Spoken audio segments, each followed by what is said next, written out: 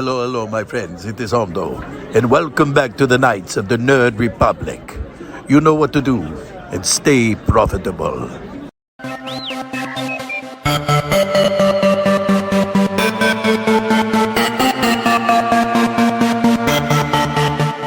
The Nerd Academy podcast is released weekly at 12 p.m. Eastern Standard Time, available on our website at www.thenerdacademypodcast.com and wherever you listen to podcasts. You can find the Nerd Academy podcast on Facebook, Twitter, Instagram, and YouTube. You can also help support the show by going to patreon.com/The Nerd Academy podcast, where every donation allows us to bring you more exciting content every week.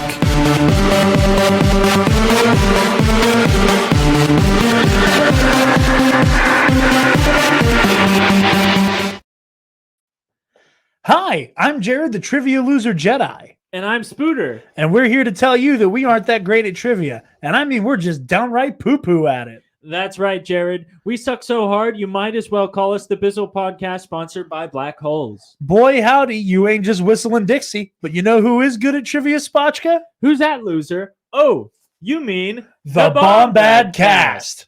Not only did they spank our heinies in trivia, they also have a super whiz-bang, crackerjack awesome YouTube channel.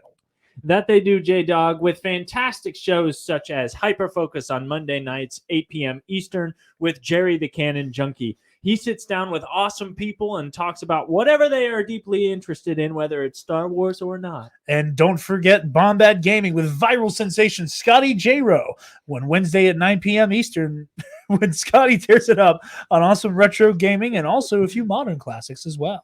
And Jar Jar forbid we don't mention the flagship show that started it all and inspired a generation, the Bombad Cast. Live every Thursday at 9 p.m. Eastern. Scotty and Jerry unite into a fearsome, godlike trivia duo and talk about the coolest things in existence. Star Wars, Rick McCallum, Disney Plus Day trailer, and much, much more. We're not allowed to watch, our mom said.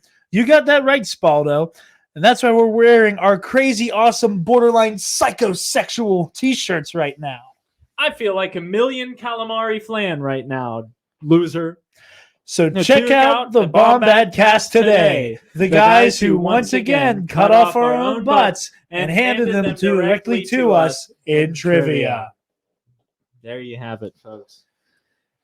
We're almost done with that, right? I think we got 2 more weeks. We have 2 more? Yeah. We're sorry you had to see that. Hello there, and welcome back to Knights of the Nerd Republic, the show your favorite nerd stock, all things of the galaxy far, far away.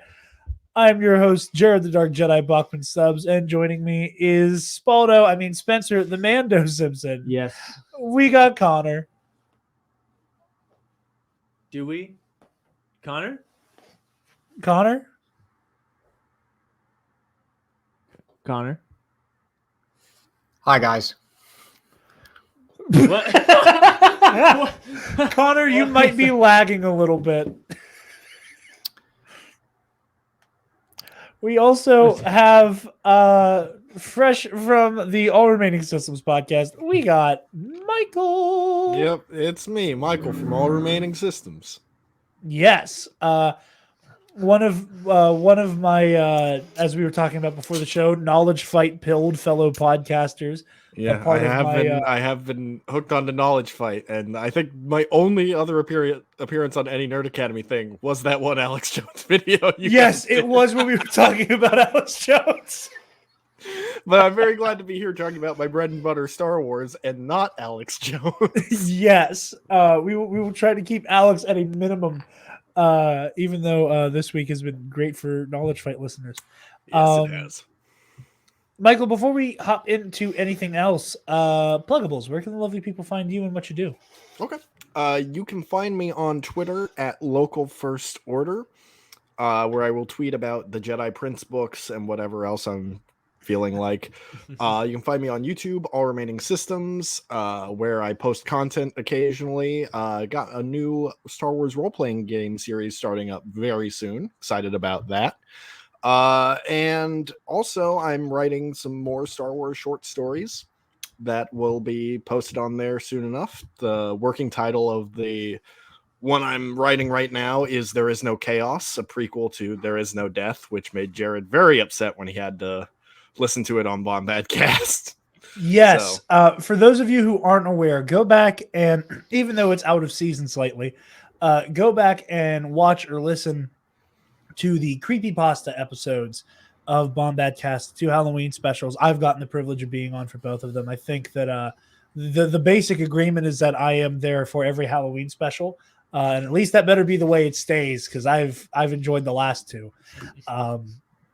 Michael has written some really good short stories, and his big one that I think rounded out the Bombadcast Halloween special this year. Yeah, and it shattered everyone's hearts. Yeah, it was heartbreaking. It was incredible. It was amazingly written. And Michael's one of my favorite people in the community. Really bright dude. I enjoy what you do very much.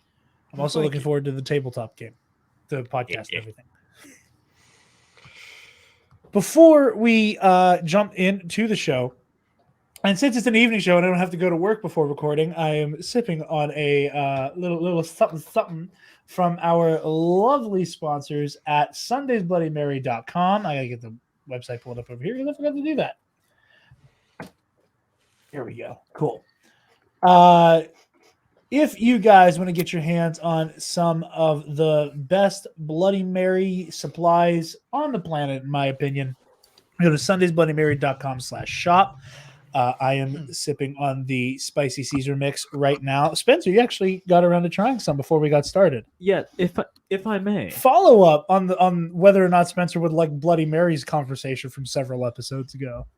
If I may, the fact that it is largely tomato based is an insurmountable obstacle for me in this beverage. However, it got better as it would like the initial hit of the taste. I was like, oh yeah, that wasn't that. I knew that I wouldn't enjoy that. But as I let it sit, it has quite a kick to it. And I do like kick, and I could tell there was some pickled stuff in there. And I was like, as far as flavors go, if I was trapped on a desert island and this is my only beverage option aside from salt water, then I would, life would go on. Glowing review. I probably would not request one, but because you're not a Bloody Mary guy by trade. I'm not a Bloody Mary guy by trade. But say I go to Jared's wedding, and the only thing at the bar at that wedding is Sunday's Bloody Mary, then I would have a Sunday's Bloody Mary. I would drink one. Yes. So pretty good. So from someone who doesn't like Bloody Marys, pretty good. Darn good. From somebody who loves them, I'm very good. It's my favorite Bloody Mary stuff. Period. And he not just saying that. I am not just saying that. I love this shit. I just last week was talking about. Oh, I just ordered another jar. I literally only have half a jar left already. I love this shit. It is so tasty. But they have the spicy Caesar mix. They have a mild mix if spice isn't quite your thing. They have a vegan mix if you like to avoid animal products. They're about to your rim salts. Yeah, don't forget the rim salts. I think the 2022 members club is about to fill up. So if you haven't signed up for that and you'd like to get free shipping for the rest of the year, as well as other cool benefits that are going to be added as the year goes on, if that's still open by the time this episode comes out, I'd go check that out. They have the pickled asparagus, dilly beans, and okra. I just finished off the couple pieces of asparagus I put in my Bloody Mary on this one. It's good. Yeah. And right now they're running a buy two, get one free deal in the shop as well. And that is only $31.99. And they're like big mason jars filled. So that's a really good value. How many Bloody Marys can you mix with one jar? I think it depends. I know I haven't done a really good job of keeping that uniform. I know sometimes I'll use the glass to have your soda in. Sometimes I use most of the time I use my giant Jedi mug. Here on full screen that for size comparison. Quite. Yeah. But you've also got your ice and you've got your pickled vegetables. Plus I think they're roughly the same in volume for the most part. No. That is maybe. Yeah. Because I'm just saying I don't think there's a whole lot of daylight between them. That's But- true. Yeah, I guess they could be about the same. Anyway, But either way, so sometimes I'll put it in like a smaller glass. There have been times where like just for the wall, and I couldn't get a good picture because I couldn't make it look good. I was trying to put it in one of the Nerd Academy mugs, but like trying to fit the asparagus and a pickle in there got kind of difficult and messy. Yeah, no. So for everybody, I spared everybody that picture. But anyway, go to sundaysbloodymary.com/shop. Use code TNAP at checkout. You get 10% off of your order, and you help out your favorite nerds while you do it. That's sundaysbloodymary.com/shop. TNAP at checkout. Before we start talking the Book of Boba Fett and the return of the Mandalorian, we have some news. Mm-hmm. So I'm going to read directly from the StarWars.com article here. Electronic Arts and Lucasfilm Games announced new Star Wars titles in development from Respawn Entertainment. 3 unique games are on the way from the studio behind Star Wars Jedi Fallen Order. Star Wars gamers get ready for new galaxy and genre-spanning adventures. EA and Lucasfilm have announced that they will join forces once again for 3 new Star Wars titles. The next title in the Star Wars Jedi franchise, a strategy game, and a first-person shooter, all currently in development from Respawn Entertainment. Spearheading the next installment in the Star Wars Jedi story, shepherding. I just saw an S and kept moving. Little breaky. Reading is difficult. Reading is difficult. I just saw. I'll take that. Need a little brain force plus. Honestly, though, that threw me too. I I said it and then I was like, just pretend we didn't notice it. And then you look even closer. I'm like, no, that's all right. don't look. I blew it. Game director Stig Emerson of Respawn, Peter Jesus Christ. Hirschman. That's what I thought. I'm too far away. Game director who has a long and accomplished history with Star Wars leads the development of Respawn's Star Wars first-person shooter, a new studio helmed by games industry veteran Greg Fortesh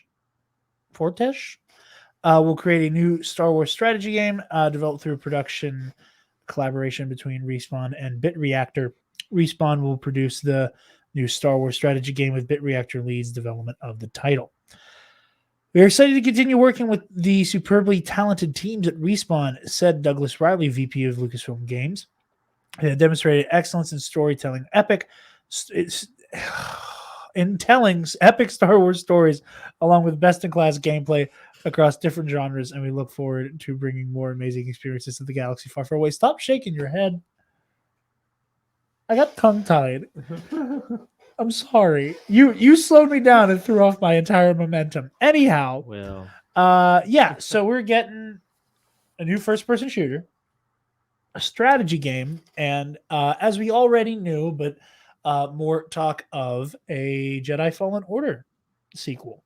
So, Connor, you said you had a theory on the matter, and obviously, as the Fallen Order guy here, it's only reasonable to pitch to you first, my friend. So I'm going to save that for last. I just want to say that the strategy game, I never played them, so I probably won't, but it's really cool that they're still developing them. The first-person shooter surprised the heck out of me because just I don't know why. I knew Respawn has a pretty solid FPS pedigree with Titanfall and Apex Legends, but it still surprised me for some reason. But I'm still glad they're making it. With Fallen Order 2, my tinfoil hat theory is this. The game they reference in the article is not the sequel to Fallen Order, but a new game entirely. Because they never say it. In the EA press release, they say game director Stig Asmussen and his team at the studio are already working on the next game in the action-adventure Star Wars Jedi series. The wording of it is so weird. I'm probably wrong. It's probably the sequel, but like it's been reported by gaming insiders that like we're probably going to get a reveal and look at it in either at E3, definitely maybe before Celebration, and it's supposed to release, rumored to release late 2022, early 2023. It's just the way it's worded. I just don't think it's the sequel, because I think if it was, they would say like, yeah, this is the sequel to Fallen Order. But like, I think this is an entirely new game, not the second game we're going to get, but a third game. If I'm wrong, mark the tape. Actually, don't mark the tape. It doesn't matter. If I'm wrong, I'm wrong. I'll stand by that. I'll own my mistakes, but like, I just do not think that it is the sequel to Fallen Order that they are reporting. You've got a point. You've got a point that the wording seems really awkward with that. Like they're dancing around something, either because they don't want to directly reference it this early, or because they are trying to avoid unnecessary speculation. Yeah. And like, I'm okay. I'm just interrupting because I'm clearly making a face.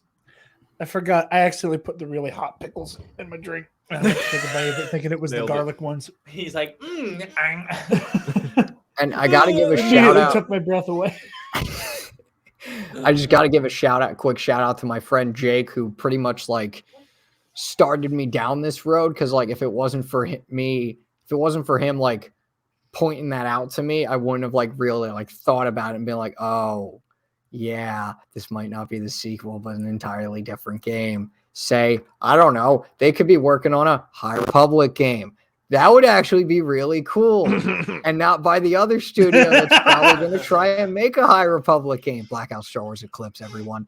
Blackout Star Wars Eclipse. Fuck David Cage. So, Eclipse the Eclipse. So, yeah. I just don't think, I'm probably wrong, but again, I do not think it's the sequel they're referencing in the article. So that's really interesting, and I like the way that you immediately went after the corporate speak there. I think that was really clever. I think you could be onto something. I hope you're right. I hope this is a guarantee of a third game.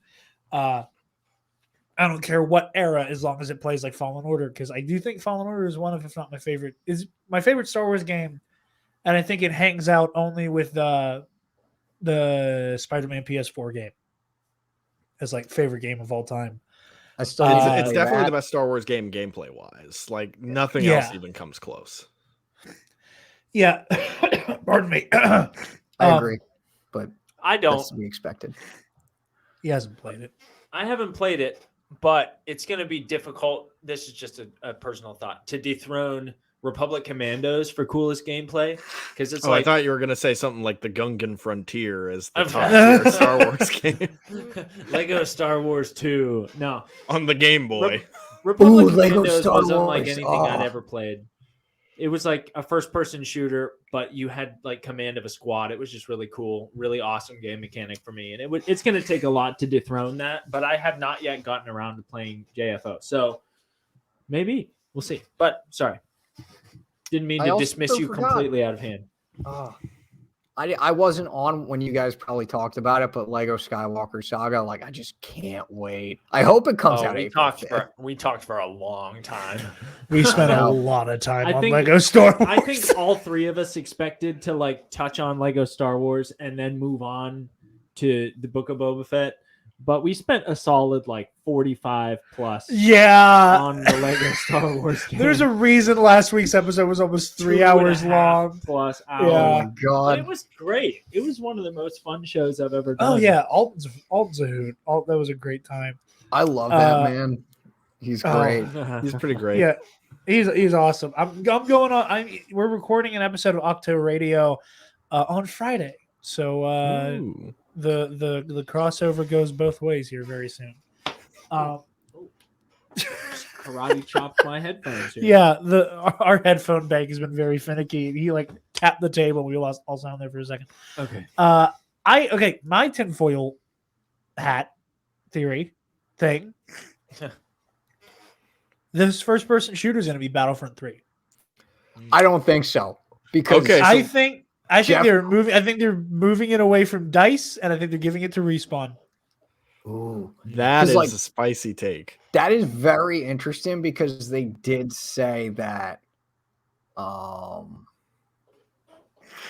want to say it was Jeff Grubb again from Game and Insider, whatever article or magazine he hosts. he pretty much said that like that's not happening. But like I don't know. You know what? Let me just pull up the Reddit post and read it. I haven't seen anything. I'm just saying I think that like that's my thing is I think that they're learning all the wrong lessons again, and where after they unfucked Battlefront 2 and we got to the end of its life cycle where they had added Dooku, Obi-Wan, Anakin, and Grievous, and they had added, Geonosis and Felucia and all of Don't forget BB-8 and BB-9E, the best yes, of characters course. in that game. Yes, lest I forgot. They fixed Palpatine being able to shoot lightning through walls. They did a whole bunch of stuff to fix that game. Yeah. That I've talked about this before. The arc of Palpatine shooting lightning through walls and Palpatine being broken for the entire summer of, like, what was it, 2018? Something like that. Where they literally took him out of the game for a month. It was like 2 months. Like I said, he was taken out of the game for almost the entire summer because every time they tried to fix him, he got more and more powerful. Classic Palpatine. Yeah, they accidentally. For those of you who weren't there for it, they accidentally basically gave him an aimbot and accidentally made it so you could shoot lightning through walls. So all you literally had to do was hold the shoot lightning button, and you just won. There was no strategy. Whoa. Which, like, accurate, but. I've seen, The Rise of Skywalker, where it's just like,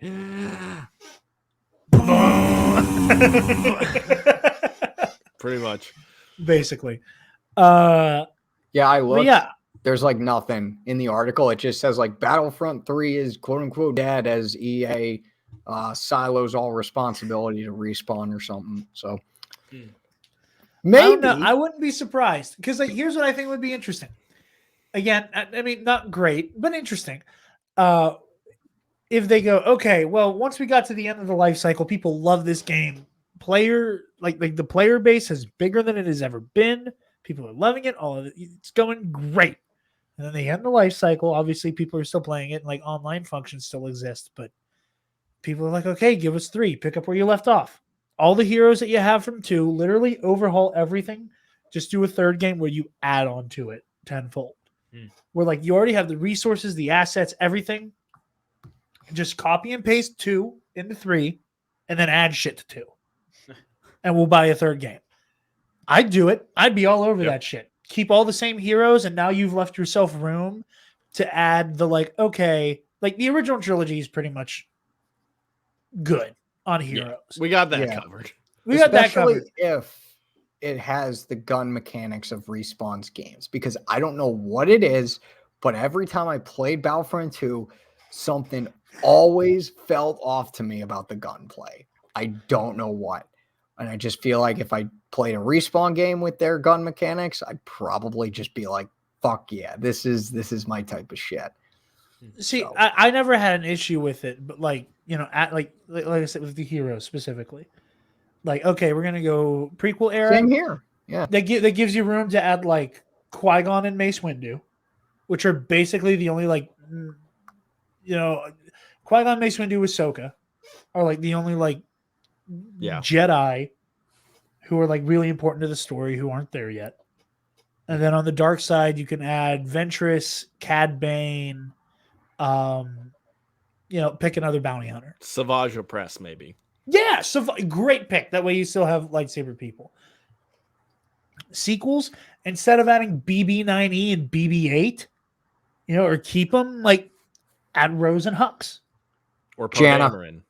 Yeah, Janna, you can actually play, like you said, play Poe on the ground instead of just as an or just as, like, space combat. Yep. Like, literally, like, just doing, like, that copy and paste, like, your options are almost limitless at that point. Because you've already finished, like, the core things. They're, like, here are, like, the prerequisites. Now you can add, like, more dynamic prequel planets like Mustafar, Utapau. Hell, go crazy. Add Coruscant. You have can a Jedi add Temple level, like old school Battlefront 2. Like... Exactly.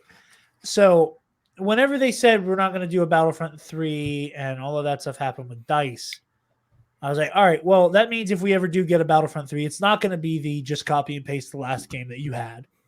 because it's not going to happen with dice. As heartbreaking as that is. Oh wait, I just remembered. It's been reported that I forgot. I thought I mentioned this before. It was reported that the Medal of Honor virtual reality team is working on the Respawn first-person shooter game, but the game is not going to be virtual reality. I wonder if that's just gonna. I wonder if it's just gonna be like Squadrons, where it's like you can play it regularly, or there's a VR option. That would be interesting. But yeah, no, I'm excited to see what they do. Strategy game, something that I've never really dipped my toe into, but if it's Star Wars, I'll give it a shot.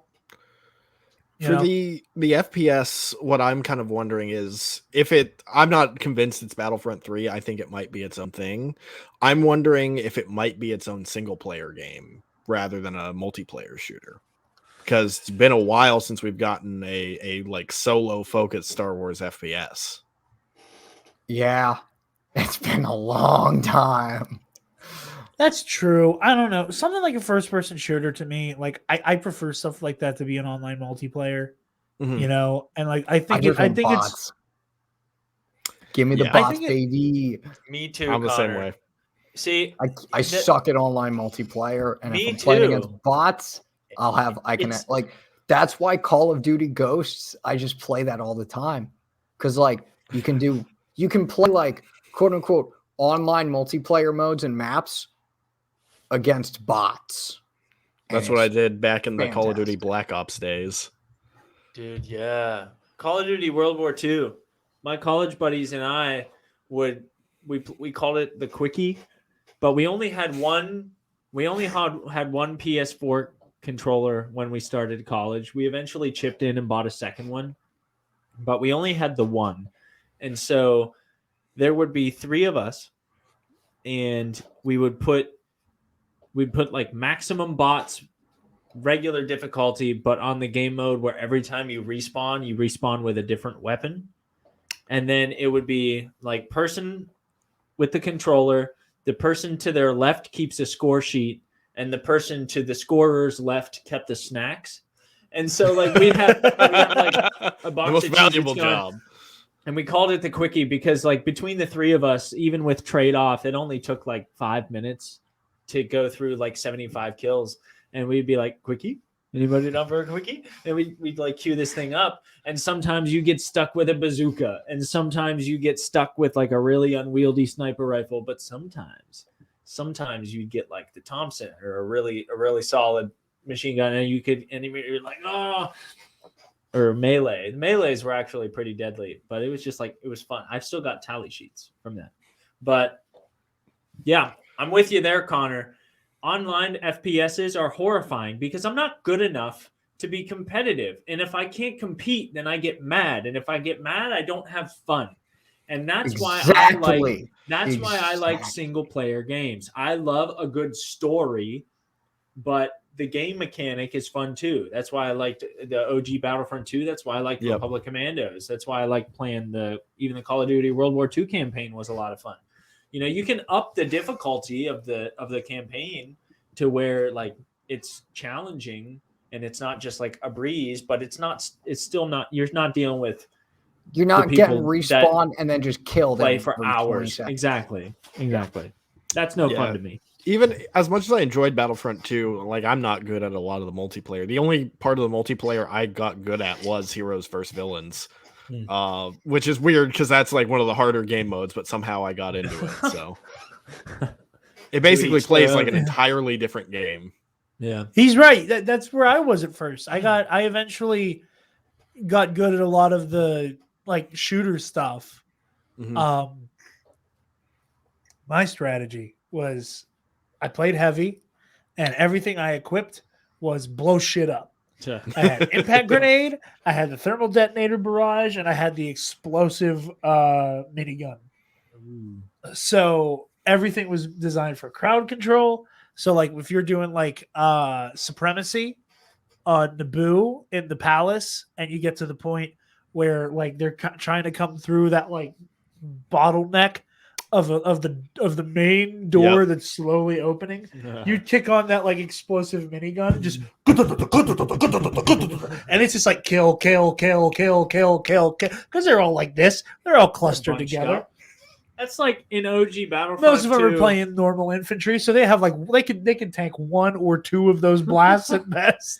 It's like OG Battlefront 2 on Mos Espa, where all those like tight hallways, and like if you play as the CIS, eventually you get to upgrade to Maul, and so like you just sit in that hallway and you wait for the doors to open, and you throw that saber, and you get like 8 kills. Oh, that's I would do that. Massa. That's where you are. Polis Massa. Yeah. What did I say? Mos Espa. Oh, duh. Polis Massa. I would do that on Mustafar. I play as the CIS, narrow them all down so that the Republic's only command post was the little landing platform that Padme's ship is on in the movie. And there's that narrow hallway they all end up with, and you can get like 10 or 12 kills just by sprinting in and attacking. Bunches of fun, my dude. I would always do. I'm sorry. No, just like that reminded me on Mustafar. What I would always do is spawn at that one command post that's right across the other command post, but with the 2 bridges. They like, yep, if you that's the one I always start with. Yep. And so like I would just wait until like a bunch of the enemy go on both bridges, and then just press that button, and then just like destroy the button to just have the bridge fall into the lava and kill like 20% of the enemy right there. You old dog. Yeah, I love doing shit like that too. I would love to get them cornered in the on where the command post I is. might play that game and just like after this force push now. spam. That's because I still have a function in PS2 somehow. Wow. I got the backwards compatible version on my Xbone over here. Oh, you lucky bastard. It's honestly why I want an Xbox now. That's like, I have 2 reasons for having an Xbox One. One of them's backwards compatibility, and the other is Halo. Like, honestly, that's it. I assume it feels super good to play like an old PS2 game with like a modern Xbox controller. I assume it responds really well. Yep. Awesome. I can attest to that. I've played Battlefront 2 on my Xbox as well, or my Xbone, and I like call it by the correct name, Jared. The Xbone. It's the I say that all the time. I like Spencer looked over. I was like, I literally so never valid. call it the Xbox One. It's always the Xbone. I remember the first person I heard that from was Jared. I was like, "What the heck is an Xbone?" He's like, "It's this thing, like the marketing for the Xbox One, and people call it the Xbone." And I call it an Xbone. Yeah, it's funny as shit. It is. I love archival internet jokes. But yeah, I'm super excited for all of this. Super excited for Fallen Order 2 or 3, whatever it might be. Or a new game. Or a new game. Listen, Fallen Order sequels. Respawn. Oh, what? Honey. Oh. I get that Cal is trying to live on the low. Can I please have like something that looks like a Jedi tunic? Anything. I will. Ponchos. Anything. No. I'm tired of these goddamn ponchos. Jared, do you know how I hate Jedi wear ponchos? I fucking hate shit the about fact. Qui-Gon Jinn? Are you talking shit about Qui-Gon Jinn? That poncho. Qui-Gon's all Ray, about poncho. Luke. Ahsoka wears ponchos. Cool. Yeah, I'm glad. I don't want to wear a poncho. I don't want to wear a poncho. You don't have What to. You if can I know. wear I turned outfit. one of the first things I have done in every playthrough of this game is immediately take off the poncho. Same. Immediately. I Wrong. only wear the poncho on Kashyyyk. And I pick the one that's Endor colored. And I wear Connor, the what's your beige favorite jumpsuit. poncho? I just go with the regular one because, like, just Cal's. I don't know. I'm not a fan of most of the poncho designs. I just don't think they look great. But like in terms of the outfits, either Scrapper or Outlaw. So My favorite is Ford because it's a Critical Role reference because Travis Willingham is Jero T'Pol. My favorite poncho is so that means that probably means Travis Willingham and Christina Ariel like interacted. Yeah. I just don't think they got the joke. My I didn't two get the favorite joke. Star Wars stories. Oh, it's a direct reference to Travis's character on Critical Role because No, I his figured character that. has It's a just, white it streak blows my through his mind now hair, because and there's a white streak on that poncho. That's so cool. I didn't know that. At least I assume it is because it's spelled the exact same way as his character's name, and Oh, looks it very has similar. to be. It has to be. Yeah, I want more outfit customization. You get Reese, you get like four or five different colorways for the scrapper uniform. dude, we get dope ass lightsaber customization and like just. I want that same energy for outfits. I just Like, as long as we keep the magenta colored lightsaber, I'm good. Dude, That's- I can. Listen. If they made a High Republic game, I would just.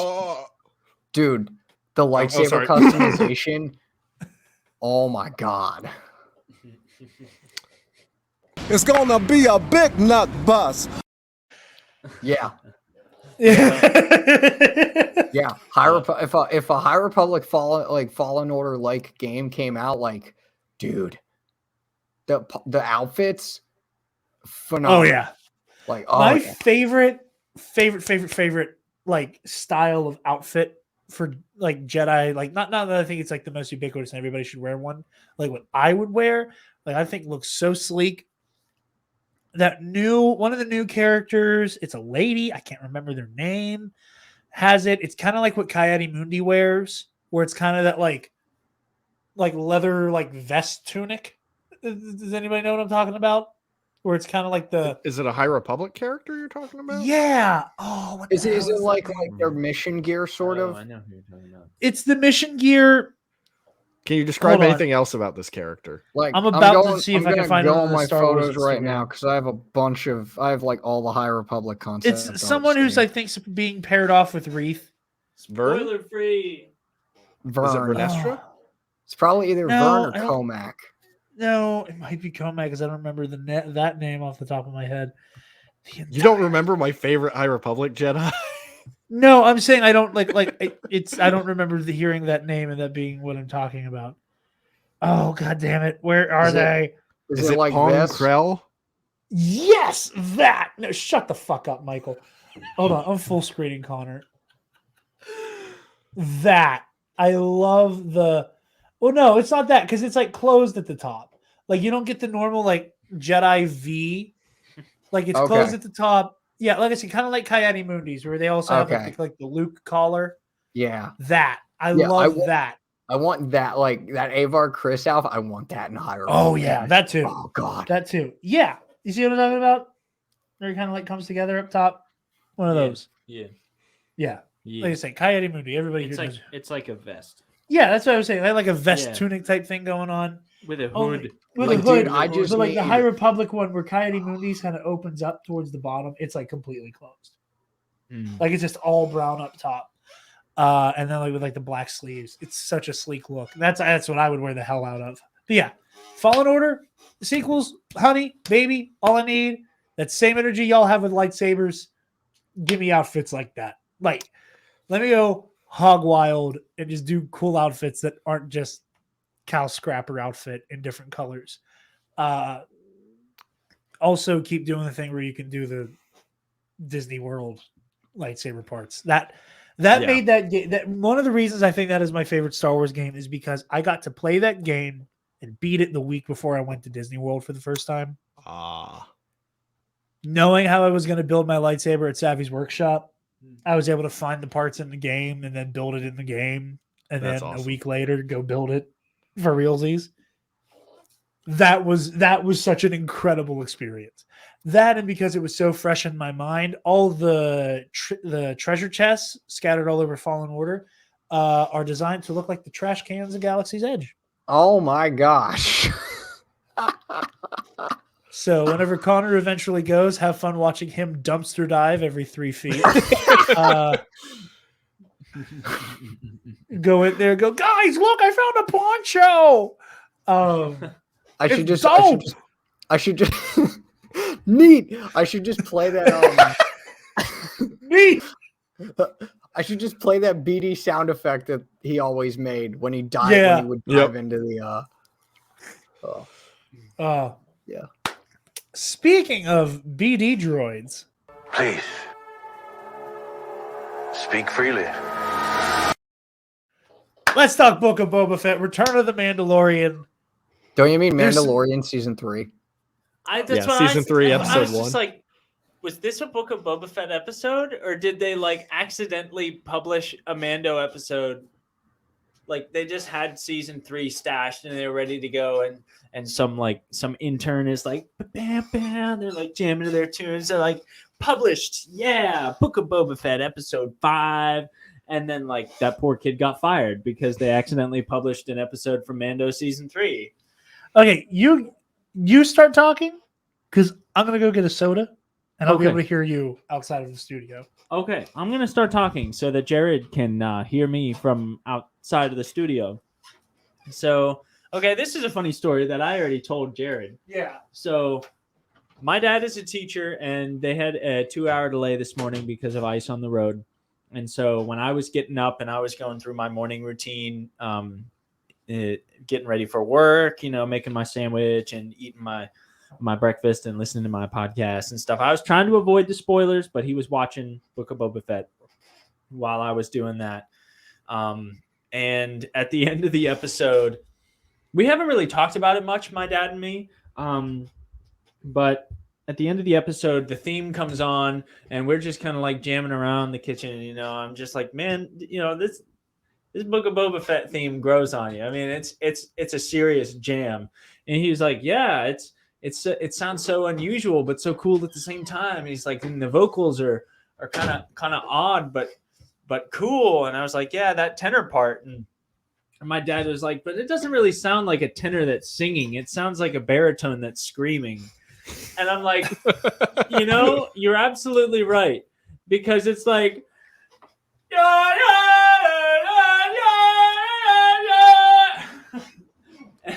I'm like, It's Can verging I get a on loop this. of that? Can I? I was just saying it's verging on. You won't get this joke because you haven't seen it yet. It's verging on the like ancient lament or whatever the fuck it was from the Snyder cut. Like every time Wonder Woman's on screen, like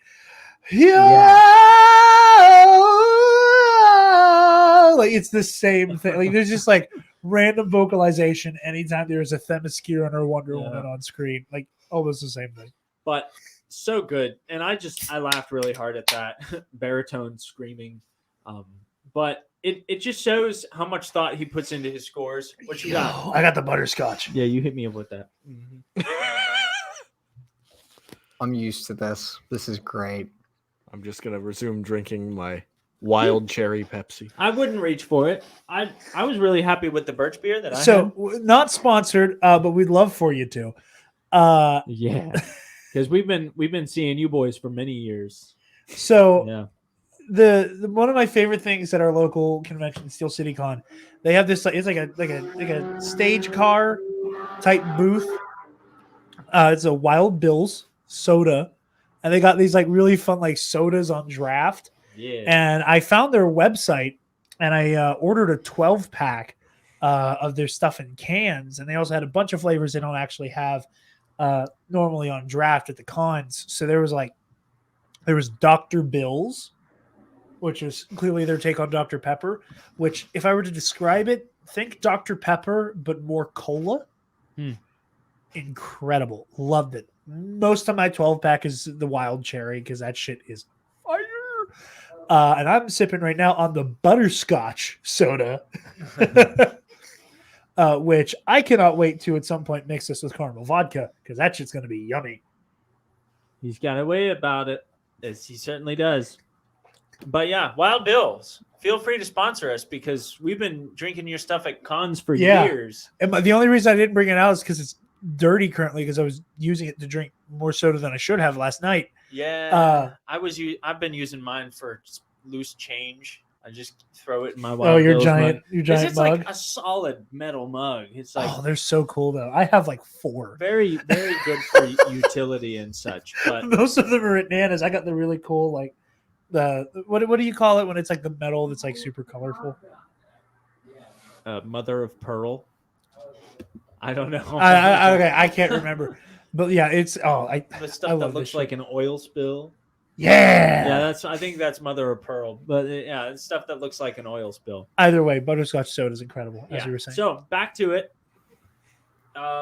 It definitely felt like an episode of Mando season 3, and I could tell that they were eventually going to tie it in. But from just like casual glances, as my dad was watching it this morning, I was just like, I haven't seen anything Book of Boba Fett related at all. I mean, Boba's not even in the episode. Yeah, Unless Boba Fett's not in the episode. It's just Mando. That being said, it's a really cool episode. Like, if we are going to take this as an episode of Mando, that episode was like up there with The Marshal for me, which is still my favorite episode of Mando of all time. It was a great episode. Love it so much. I like that it's giving like a strong direction for the next season to go, where they're really leaning into the Mandalore stuff and the Darksaber, because that's where we were kind of thinking it was gonna go. But you know, given that like Mandalore's lore is very like deep nerdy Star Wars, I wasn't sure if they were really gonna commit to that when you know you have the easy marketability of Grogu, you know, right? I wasn't sure how well they were gonna stick to that. The Baby I'm still Yoda not. Yeah, but I don't know. I'm very excited to see more of the Darksaber, and like we got several references to like Trials of the Darksaber with like the weight of the Darksaber and the legacy it carries. It seems So like good. it seems like they're like they have been since Mando season 1. They're introducing new topics and new ideas to what it means to be Mandalorian. That it's kind of like, well, that is interesting. Like the fact that like it almost seems like the Darksaber has a will of its own. Yeah. And it's like if you try to fight it, then it's going to be unwieldy, which is why like at the beginning of the episode I was super confused. I was like, did Mando just like slice his own leg open with the Darksaber? Like this guy has had this thing for at least a couple weeks by this point. Yeah. It's like, did he just slice himself open? But then it became apparent throughout the episode that it's like, you know, you have to use the Darksaber, and the armorer is just doing her Zen thing.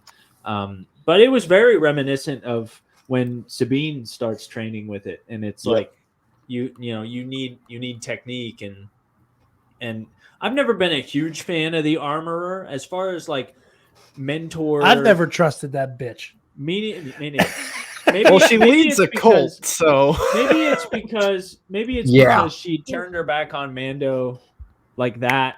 This bitch. Maybe it's because she's got a helmet she's got a Mando helmet shaped like Sparta. Shaped like Darth Maul. She's got a Sparta helmet with horns on it. Like maybe that has Shaped something like to do with shaped it. like Darth Maul. And there's She looks- probably one person who was a Mandalorian that everyone's theorizing that I'm really for. Rook cast, baby. I hope it's her. I really hope it's her. She's a very minor character. Yeah, she was in the Siege of Mandalore, right? Yep. She was. I don't When remember you said this character at all. when you said Rook, I thought my you meant thought Rook. immediately went to like Thrawn's little pet Yeah. assassin, because I've been rereading the Thrawn books, the first 2 of them, so that I can refresh in order to read the third one. I'm almost done with the second one, and I would love to talk about that at some point. Sure. But on the topic at hand, I was just like, what does Rook have to do with Mandalore? Sorry, but No, you're good. She's she's a super minor character. She shows absolutely. up in Siege of Mandalore for like 3 Mhm. seconds, and she's fairly prominent in the Son of Dathomir comic arc. Yeah, she's So, definitely established in Clone Wars as like a lieutenant level. Like she's got some clout. She's And on so, Saxon's level. You Yeah. get the vibe of. Yeah, so Yeah. so I'd love to see more of her. I don't think she is the armorer. But like the whole Spartan barbarian vibe that you get from like the gold Sparta helmet and the furs that she's always wearing in like the very natural brown colors of her outfit. It's like, I agree. I've never trusted her, but she has a certain aesthetic that's kind of cool, like the idea of the armorer. But as far as mentor characters go, she's kind of weak. Like she's not a very compelling god mentor to awful. me. She's kind of the worst. I think that's intentional though. Like, Yeah. I don't think she's meant to be interesting as an individual so much as she forwards the plot and Din's character arc and informs the audience about things, you know? Yeah, but you should never write one character for one purpose. If her only purpose in the show is to further Din's plot, then that's a waste of a character. I can't think of any exceptions that are like major role, like extras. Like in a Western film, the guy who goes, "He went that way, mister." That's clearly to further the plot, but that's all he gets. Somebody like the Armorer that has many lines, that has a lot of screen time, it is influential in the character. Like you cannot waste that whole character just for the plot. You know? if I could push back, I think the thing that makes the Armorer interesting, at least for me, in like the archetype of the mentor in Star Wars, there's a little bit of a subversion going on here that I really like. And especially after the revelations we have in season 2, that Din, like Michael was making jokes about, is a part of a cult. You know, the Children of the Watch are an extremist group that Within an extremist group. Yeah, Like within the larger Death Watch, within the Mandalorian culture, we've got very specific. What I think is interesting, like especially what we see here with the Armorer, it's like if you found out that Obi-Wan Kenobi was a terrorist, right? We're like finding out that like Obi-Wan has like a really grotesque checkered past, and then either he's indoctrinated or is like trying really hard to indoctrinate Luke. Like, From I mean Owen's that point of view. like kind of how Owen views him, right? And like obviously, like you can make an argument that like in a dictionary definition, yes, Obi-Wan is indoctrinating Luke into the Jedi, but like, I mean with like the negative connotation that comes with like I am here to warp your view of reality. Like I am trying. It's almost like fucking Scientology. You know, I'm going to cut everybody off from around you, and you're going to view anybody who views our way of life as less than and as though they are toxic to you and your life and your mental health. Like the way that the Armorer, that we just kind of take her at face value at the beginning of the Mandalorian. You know, where it's like, okay, we don't know what the Mandalorians are up to 5 years outside of Return of the Jedi. Whatever's happening is happening. We'll go with the punches. And then you find out in season 2, oh, no, there are plenty of Mandalorians out there. Not a ton, but there's enough out there for there to be a very big distinction between, like, you know, clan Krees doing their whole thing and, like, again, the people who make Death Watch look less crazy.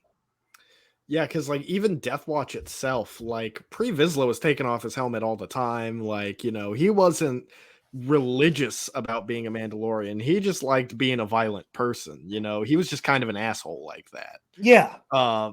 And just within Death Watch, I guess probably after Maul divided the faction, I imagine a lot of splinter groups look to the old ways and stuff like that. And we still don't know the specifics about how all this formed and how numerous these Mandalorians are compared to, you know, the quote unquote normal ones. I stand by my theory from the very beginning of The Mandalorian that what we are looking at is an extremist group that was born out of the Mandalorian genocide that we see a flashback of here. Yeah. It was cool. I agree. Which is cool. I mean, like as far as genocides go, they're never cool. What a way to start a sentence. As far as genocides go. But like that was a pretty awesome flashback. It was a pretty cool flashback. Yeah. But so anyway, I think that exactly what you're saying, Michael, is that like you had a group of people who survive Mandalore getting annihilated and double and triple down on their beliefs. And I think that there's something interesting where Pre Vizsla is very married to Mandalorian warrior culture. The old and I think ways. I think it's a cultural thing for Pre Vizsla. And I think what happens with the Children of the Watch is it has gone from a culture to a religion. And I think that there is a religiosity that is attributed to the old ways as a culture. And I think that's where you enter that cultic element. And that's what I think is really fascinating about the Armorer. Is And that instead I of want more explorations as to like how we got to that point, because I don't think it's just the Empire destroying Mandalore. I think it goes back to even Duchess Satine turning the Mandalorians to a more pacifistic culture, which makes Death Watch become more extreme to push those viewpoints. exactly, And then you had Maul fracturing Death Watch by taking charge, like Bo-Katan and her group viewed him as an outsider that he couldn't rule Mandalore. Then you had the Empire fucking shit up too. So yeah, no, I agree with you. I don't think you get to the Children of the Watch as a final outcome without all of the things you said. I think it is a straw that like Batista bombs the camel's back, right? Like it is not just that one final thing that pushes someone over the edge. It's thing after thing after thing after thing after thing that leads to all of this cultural tension with the Mandalorians. That's why it's going to be. Sorry to interrupt your thought. No, you're fine. process, You're fine. It's just, to me, that's why when all is said and done, and we get like sort of, and Mando's story is done, and all this Mando lore is like largely done. By the time like the quote unquote Mandoverse is probably going to be over, that's why it's going to be really interesting to me, at least, rewatching all of the Mandalore episodes to just see the dots being connected. I agree completely. I think you're absolutely right. I think like the Nexus event, basically. No, yeah, I think you're going to be able to like basically have your own viewing order to go, here's all the Mandalore shit. Here's all the things that basically lead to the live action stuff. You're absolutely right. With all this is an episode of The Mandalorian, not an episode of the Book of Boba Fett stuff. I haven't read all of Alden's thread that he put on the manifesto he posts. Alden's good for a Twitter manifesto. I'm not knocking Alden. I love Alden and his manifestos, but let's call it what it is. I haven't a chance to read all of it, but from what I did see of it, in terms of tone and theme, this is absolutely a huge part of the Book of Boba Fett story. Oh yeah, I mean, like the one part, I think it's chapter 4, and with Boba saying you can only go so far without a tribe.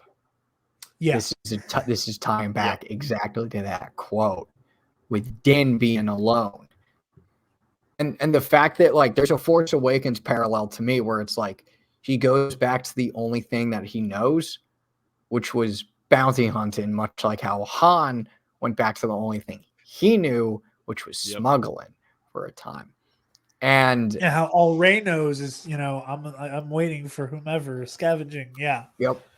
And so they're definitely going to like, we know they're going to team up. It's just it's been a foregone conclusion. When this show was talked about by like insiders as like Mando season 2.5, like this episode brings that statement to life.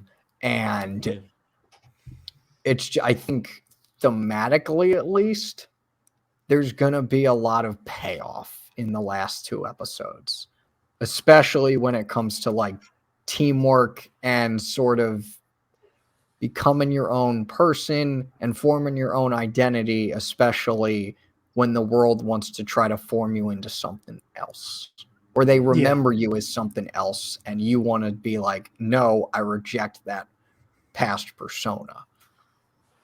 I agree. And I think that, so first of all, let's go to the title of this show, The Book of Boba Fett. Books have interludes. Books have interludes.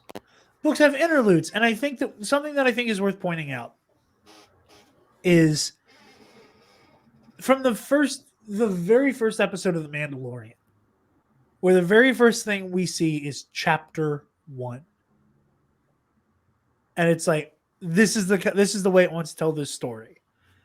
I think the Book of Boba Fett, the way we're supposed to look at this show is as an interlude to The Mandalorian. Yeah. Yeah, I think. Is it like literally in the story, in like this like epic poem that is the story of Din Djarin? In there is the Book of Boba Fett, and what and how Boba finds himself, rediscovers himself, reinvents himself. Again, going back to the joke we've been making since season 2, what happened when Boba Fett found Jesus in the Sarlacc pit? Like his metamorphosis post this near-death experience, or like going back to the Pulp Fiction reference we keep making, that like this is Jules after the incident in the apartment. Yeah, and like it's and like Pulp Fiction, like there's so many other stories going on there. This is like we are just like this is like how like we jump over to what's going on with Butch. It's the same thing with Boba Fett, but now we're bringing it back to how he is involved in Din's story. I think that with the whole Mandoverse thing, what we're looking at is Din Djarin's story. And we're experiencing the part of the story that is where Boba Fett is really important to it. And I think Ahsoka is going to be different. And whatever the hell they do with the concept of Rangers of the New Republic, there have been rumors floating around that like it's basically they're going to take the basic concept but kind of like metamorphosize it into like a Bo-Katan show. We'll see whatever the hell happens with all that.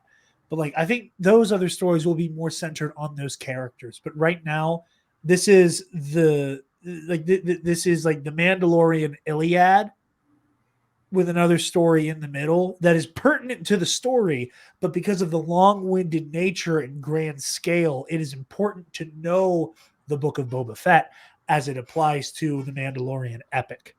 Yeah, and like I'm reading off of Wikipedia from an article. The production referred to each episode of Book of Boba Fett as if it was a third season of Mandalorian. For example, the first episode was referred to as 301 instead of the typical 101 for a series opener. So like internally, it's the same idea. That's what they went with.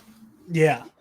Yeah, like that, and that was the vibe I got. We were even conversations about that whenever The Rescue came out, where people were like, "Is Book of Boba Fett season 3?"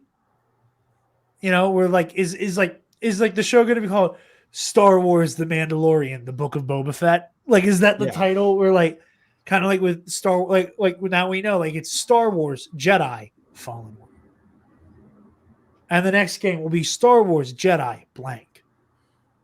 That like it's like Papa franchise, baby franchise, subtitle of baby franchise. But yeah, I get why people are saying, "Who's an episode of The Mandalorian?"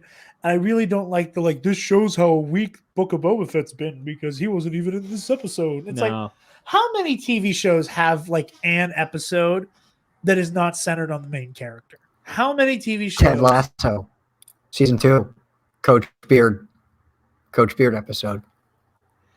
Again, it's just a common thing, and I think that a mix of the thing we like more collectively, culturally, we're more familiar with Din, and there's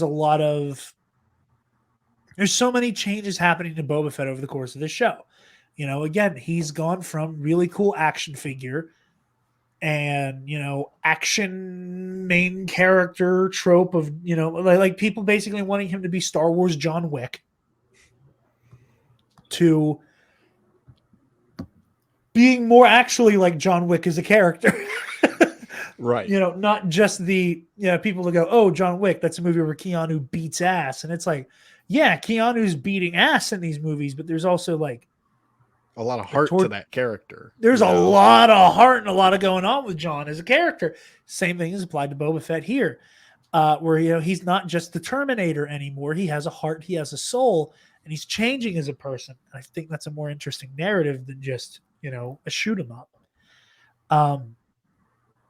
In terms of the actual episode itself, again, Spencer, because you are more of a shot clock than anybody else here. Like the merits of the episode itself, aside from any of the elements of which it ties into the greater universe. Connor brings up a good point. It did feel like, I think part of the reason why this felt like an episode of The Mandalorian, not Book of Boba Fett, aside from the fact that the main character of this episode is Din, is like Connor says, it's like Din lost the kid and now he's, like trying to carry on. He goes back to what he knew before, what he's good at before. He hasn't forgotten. He hasn't like totally moved on. He uses part of the Beskar spear for some armor for his foundling, for his kid. A nice little touch that I noticed, I'm sure you guys all did too. They wrapped it up real pretty, which I was like, dang it, we're not going to see what it is. I believe, based on context clues, it's some kind of like Beskar chainmail, it looks like. But they like wrap it up. I'm like, dang it, it's in this like little hobo bag, and we're not going to find out what it is. Like, Din just kind of like ties it up in the little hobo bag. I love how the little bag looks like Grogu. Slings it over his Beskar spear, and he's like, all right, here I go.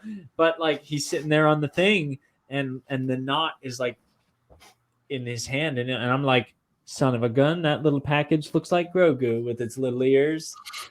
And I'm like, Disney hitting it on the nose once again. Like, Star Wars is nothing if times, not on the nose. There are times when I'm like, Disney, I'm impressed. Your subtlety for something about space wizards is really impressive. And then other times I'm like, Disney, you know that like I'm intelligent, right? You don't have to spell it out for me. It's like, we know he's missing the kid. He's like trying to go see him. And I know that if he's just sitting there looking at this little bag, let's just say it was in a Ziploc bag. Let's say that he's got his foundling armor in an opaque Ziploc bag. We still can't see what's inside it, but he's sitting there. He's looking at that bag. You know who he's thinking about.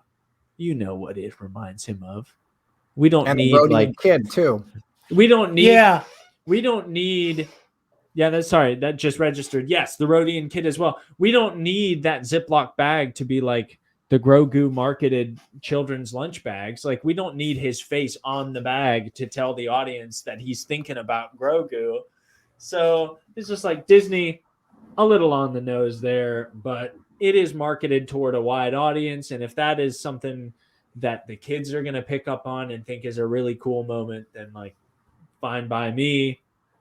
What else? I think it goes like what you're saying, and going back to a conversation we had last week with Alden, like I was thinking how, but why, yeah, that kind of thing. Like, it's the same kind of symbolism that, like, now granted, the example I'm going to use aged a little bit better, but it's still incredibly on the nose of both the cave on Dagobah scene, where Vader's helmet explodes to reveal Luke's face and leaves very little to interpretation. And whenever Luke takes off Vader's hand in Return of the Jedi, and he looks down and he sees, Vader Vader lost the same exact limb in the same exact place, but like, he took off his hand and he saw those wires, and he looks at his own hand. He is like it's echoing back to that cave scene, but like the symbolism is so on the nose of like, you are dangerously close to just becoming him. I think so. Like, I know what you mean. I know what you mean, but you could, it's. This is also a franchise with a character named Savage Opress, so subtlety has never been. Hey, I have never once defended Savage Opress. Never once have I been like, yeah, give me some more Savage. I love Savage. Jared has said it 100 times. He said it so many times, and it's totally true. When he gets like sadistic gleed. When he gets sadistic gleed by Darth Sidious and run through, what is it exactly you said? When that happened, when that aired, and you called me and you were like, yeah, you're like We were "Yeah!" screaming Yeah. like we just Kill won the Super him! Bowl. Yeah. Like with like the credits rolled. I'm like, did you see that? I saw that. Yeah, we never. Even his children hated Savage. I hated Savage. But Like, But- fine character. I don't like. He just annoys the piss out of me. He was better before he turned. I mean, he's just Yeah, a really I'll agree one-dimensional with that. character. He Yeah. doesn't He go is very much beyond the archetype of big, strong, dumb guy, see, that's and my, is mostly interesting because of his relation to Maul. yeah. See, that's and- my biggest gripe. And with also, the his Armorer. name is two menacing words, whereas most Star Wars characters only get Just one. have one. Like It's like Grievous Bronco or- McDangerous. Bronco McDangerous. It's that kind of a name, you know. But that's my same gripe with the Armorer that we keep and Jared pushed back a little bit, but like I'm standing by it. The Armorer is as static a character as we have ever seen in Star Wars for the amount of screen time that she's had. Like Well, she's been gone a whole season, though. but still, if she's been gone a whole season and she's had a whole season to herself to do stuff, to experience things, like what has she learned? That's an interesting point, but we don't get any of that. She's exactly the same as she was when we left her. She hardly ever, no, she never does anything or says anything that is not directly related to furthering Din's plot Or to It's just exposit like- to the audience. or just a generally uncompelling, uninteresting character. If you removed the Armorer from this show, it would go on much the same. I don't Disagree. agree. I very much disagree. I'm willing to defend it. I mean, Because I think also where it's going, I think she will eventually be more of an antagonist for Din rather than Absolutely. a support. I think Din is going Yep. to turn against this sort of Mandalorian cult that he was radicalized into, and find a new way to lead Mandalore. And I hope that you're right. I think Blue Bantha But- Milk Cone no scoped this shit 3 years ago with the Armorer as the main villain of the Mandalorian. I think they are 1,000% right. I like. I don't know from the about main moment they villain, were- but definitely a villain for sure. a core protagonist or antagonist. that rather. might be so, and I honestly hope that it's right. But if you don't show any kind of growth for your protagonist, you have like storytelling, story writing. Number one, you have to make your characters care about the villain almost more than the protagonist. It's easy to latch on to the hero.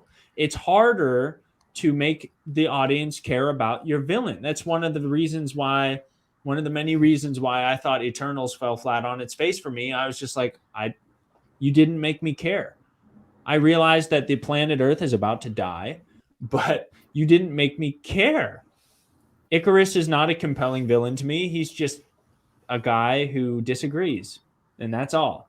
You know, it's like, and we don't have to get into the Eternals conversation here, but like, if you don't provide some kind of dynamic character development for the Armorer, you don't give her some kind, like, at the very least, make her obviously radicalized. It's like she's just deadpan all the time.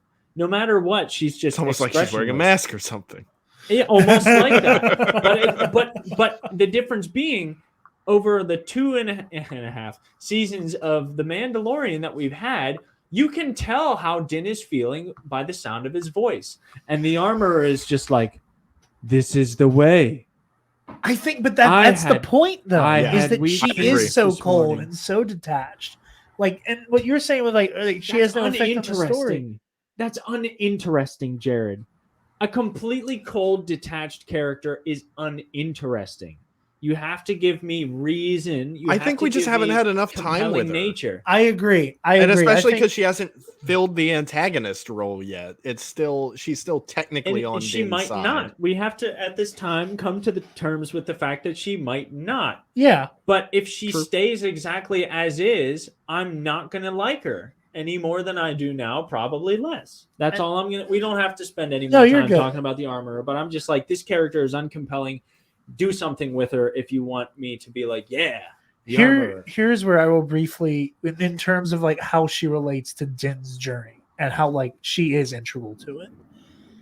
I don't think you get the moments of tension and guilt from Din in season 2 Yes. where our only option to save Grogu is if I take off this helmet. And the weight of the moment where he removes his helmet. And like, going back to the same episode was like The Believer, where he removes his armor to infiltrate that Imperial facility and then takes off the helmet. And then that moment where he wants Grogu to see his face when they say goodbye. Like, if we do not have the very cold, militant, have you ever removed your helmet? No. Then he is still Mandalorian. No. Like, if you don't have that Nope. moment where like where it is this militant faction where there is I agree zero 100% time with or Jared. suffering any Nope. fools. Nope. No. I disagree 100%. Here's why. I agree that the concept of the doctrine, the concept of this is the way, like over and over again, like this is how it needs to be done, that's fine. But you need a compelling mentor to make you care. If I were Din and I were raised in this community with the armorer since the time I was a foundling, I might feel different than Spencer does now. But Spencer would be much more concerned about disappointing Obi-Wan Kenobi. Spencer would be much more concerned about doing the opposite of what Obi-Wan Kenobi says than the armorer. If the armorer never shows any expression of interest in anything other than the sanctity of the cult that is the children of the Watch, and making sure that the kids go up exactly as they have to be, as they should be for the protection of the cult, that is what's necessary, and that's all I care about. And I'm never gonna like give you a shoulder to cry on. I'm gonna say you get up off your butt and you do what you got to do. I'm not gonna care. I'm gonna say, so what? You have never shown the slightest bit of interest in me. You've never shown me why we have to do this. Like, maybe he has, maybe we just as the audience have not. Well, they broken through did that. save him as a child, so They that saved him probably as a has lot to do child, with but it. for what? You know, he went from this family that clearly loved him and he lost them, and that's sad. And I'm not saying, you know, like it's their fault for dying, because it's not. But he is saved for what? What is he saved for? He has a clan, but a clan that is more concerned about him not taking off his helmet and being known to the people closest to him than they are in his personal development. You know, all they're concerned about is, has your signet been revealed?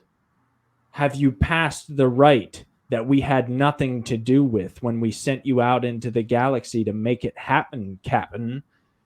Have you done that?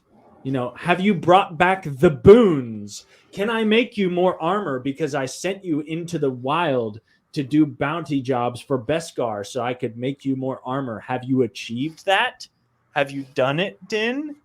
Okay, great. Then we can have this conversation. If you're in a pinch, then maybe I'll give you a nudge in the right direction, but with no sense for the audience at all to perceive that there's any kind of lovingness in that whatsoever. What good is guidance from a mentor, from a parent, from an XYZ, if there is no love in that? Otherwise, you might as well look up WebMD.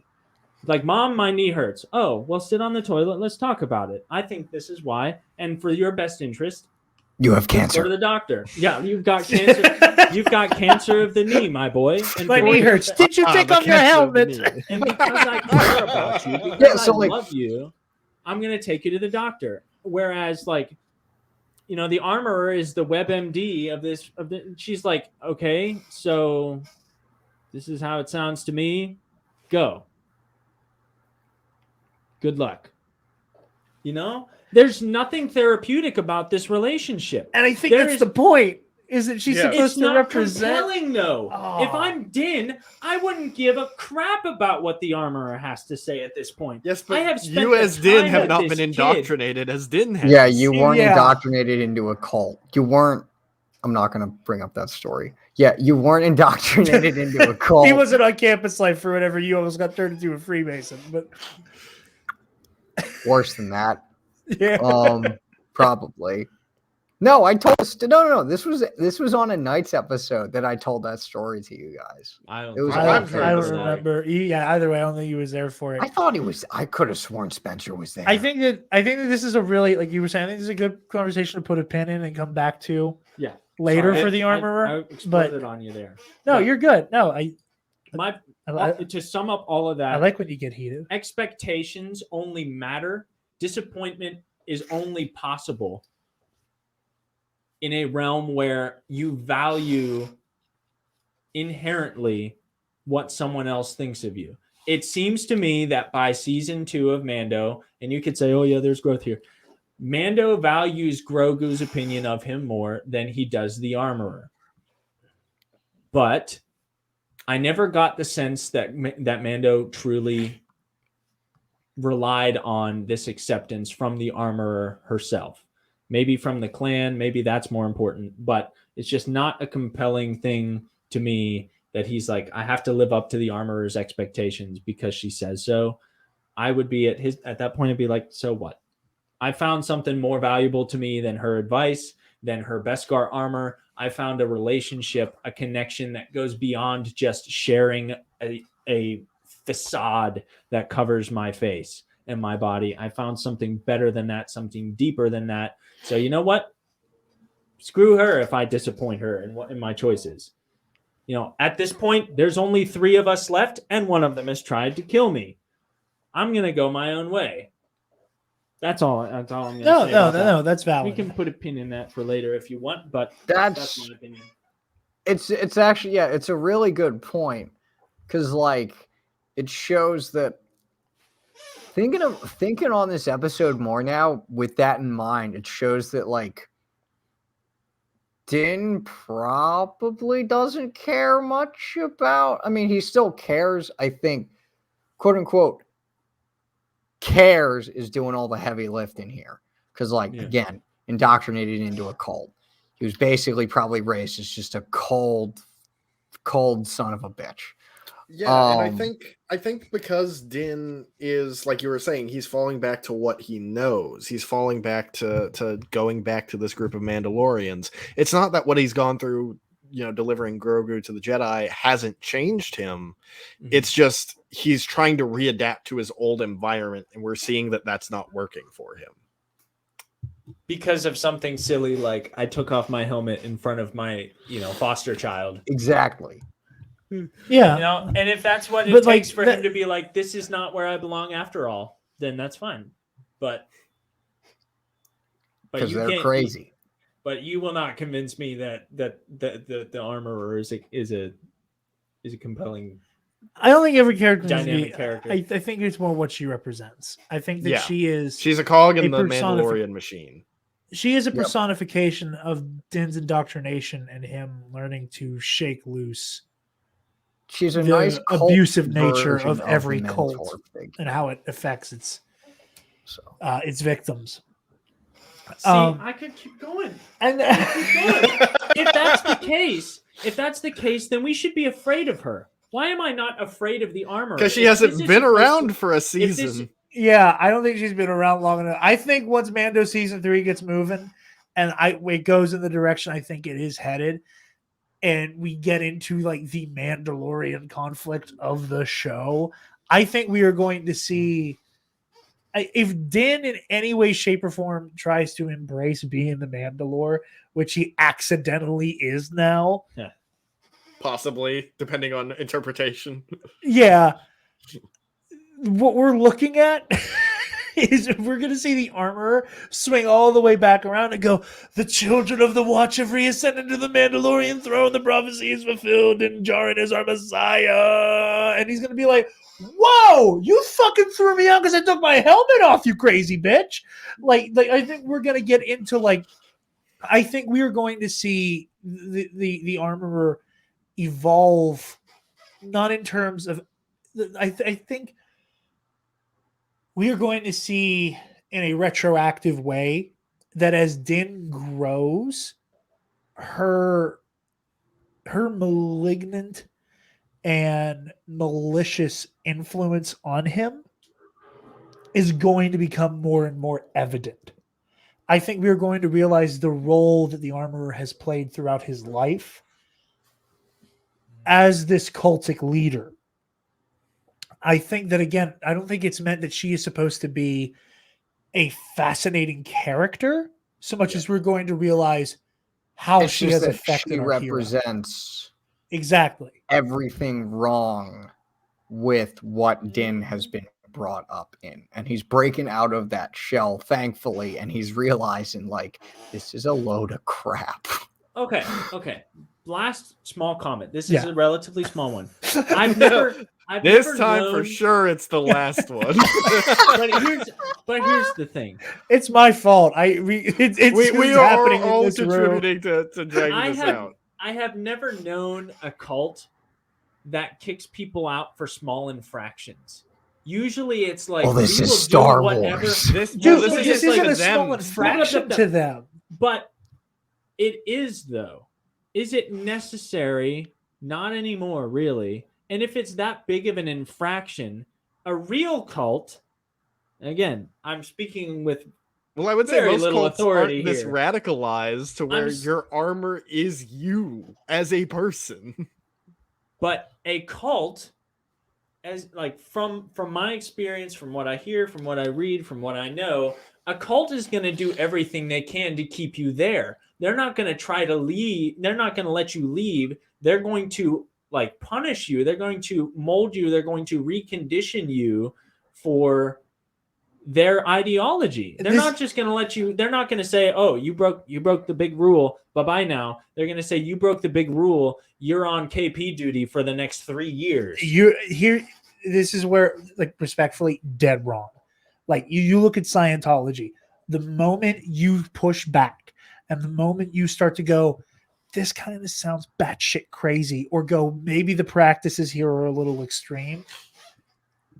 That's why I use Scientology as an example at the very beginning. That's where, like, you're a suppressive person, and that verbiage comes into play, where they recognize you as somebody who's about to become a troublemaker, and you are going to affect at large the cult membership.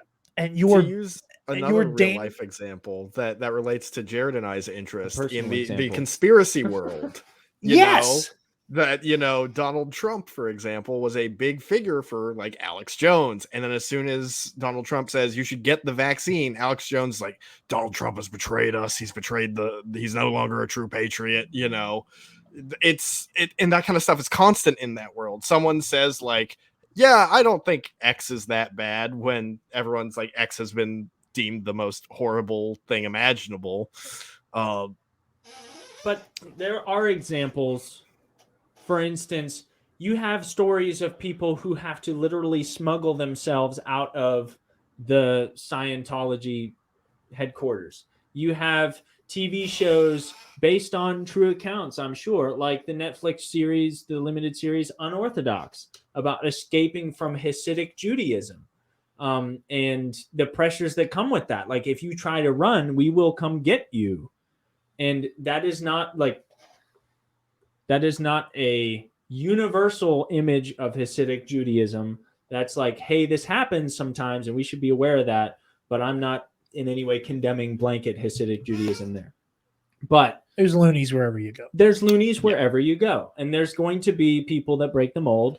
And in some cases, there will be people so radicalized that they will bring, like, I would never say, oh, you're starting to like push back. You're starting to fight it. Okay, go out into the real world and show us all who we really are. No, get back in here, be quiet, take some more classes, learn your doctrine, and then maybe we'll try it out. Maybe you might be able to go out into public again.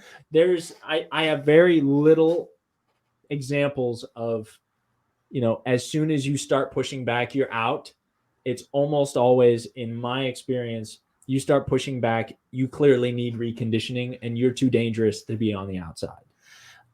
I see what you're coming from, and I think, Michael, and you called attention to it. Like, you and I both have our unhealthy fascinations with Yes. conspiracy theory culture. I'll call it what it is.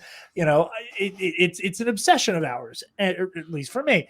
And I don't want to use the O word in case that's not And accurate for you. it's fairly apt, I would say. I've been conditioned to become obsessed with it, thanks to you. But like, it's one of those things where, and I think that was a great example you gave, where like Trump was like, get boosted, and like a huge part of like, again, and like, and we are not talking about like any normal people. We're talking like info warriors and Q people who like lost their shit because he even said the word vaccine and it wasn't followed up by poison or kill you. Yeah. Like look at QAnon. It's almost complete. It's hasn't even become undone, but like it's turned into a completely different thing because it doesn't have Trump, and it's incoherent and it doesn't make any sense. And it's splintering. Yeah, and like much like Mandalore. Yeah, well, and I think that there's an important element there where like cults don't make sense to people who aren't in the fucking cult. Like that is the biggest driving force. Is you end up, I think, with one of two outcomes. You end up with, at all cost, like we need to maintain our numbers at all costs, and Which is where you'd assume that Mandos would be right now. And I think that because the Children of the Watch, because at the beginning of this episode we're down to the Armorer, Paz Vizsla, and Din Djarin. I think because there are only 3 of them. And I think that this is just a testament to like where our brains are different, and where I think like Michael and Connor and I are kind of on the same wavelength in a different way. Where I go, oh, their numbers are so few, they can't afford to have somebody who might not be completely committed. They can't afford to have somebody while they're rebuilding, not completely have their heart in it, who has committed this cardinal sin of removing their helmet. Where I think you're being admittedly more pragmatic of, well, there's only fucking 3 of us left. And what? He took his helmet off? Like, that's it. Like, that was all it took. Yeah. Like, it is absurd. Yeah. But they are absurd. I think very interesting, admittedly. Like, difference in like how we're all looking at this differently is Michael and I know more about this shit than we should. Just a little bit. Like hell, my mom is back on her like, oh, I'm gonna watch like every single documentary ever made about Scientology ever kick again. Which like you wonder where I get it from. My mom, ever since I was a kid, was like, man, this Scientology shit's crazy. Granted, she stopped there. Like Jared comes by fill in the blank honestly. That is just a reliable statement. Jared comes by blank honestly. It's you can very easily figure out pretty much all of the origins for any of my weird idiosyncrasies pretty quickly. All right, I'm done talking. Okay. I want to hear some of your thoughts before I have to go. Okay, yeah. Michael, overall thoughts on the episode itself, outside of like any of the discourse. Do not mention the character whose name begins with an A. Well, it's a T. It's true. It's true.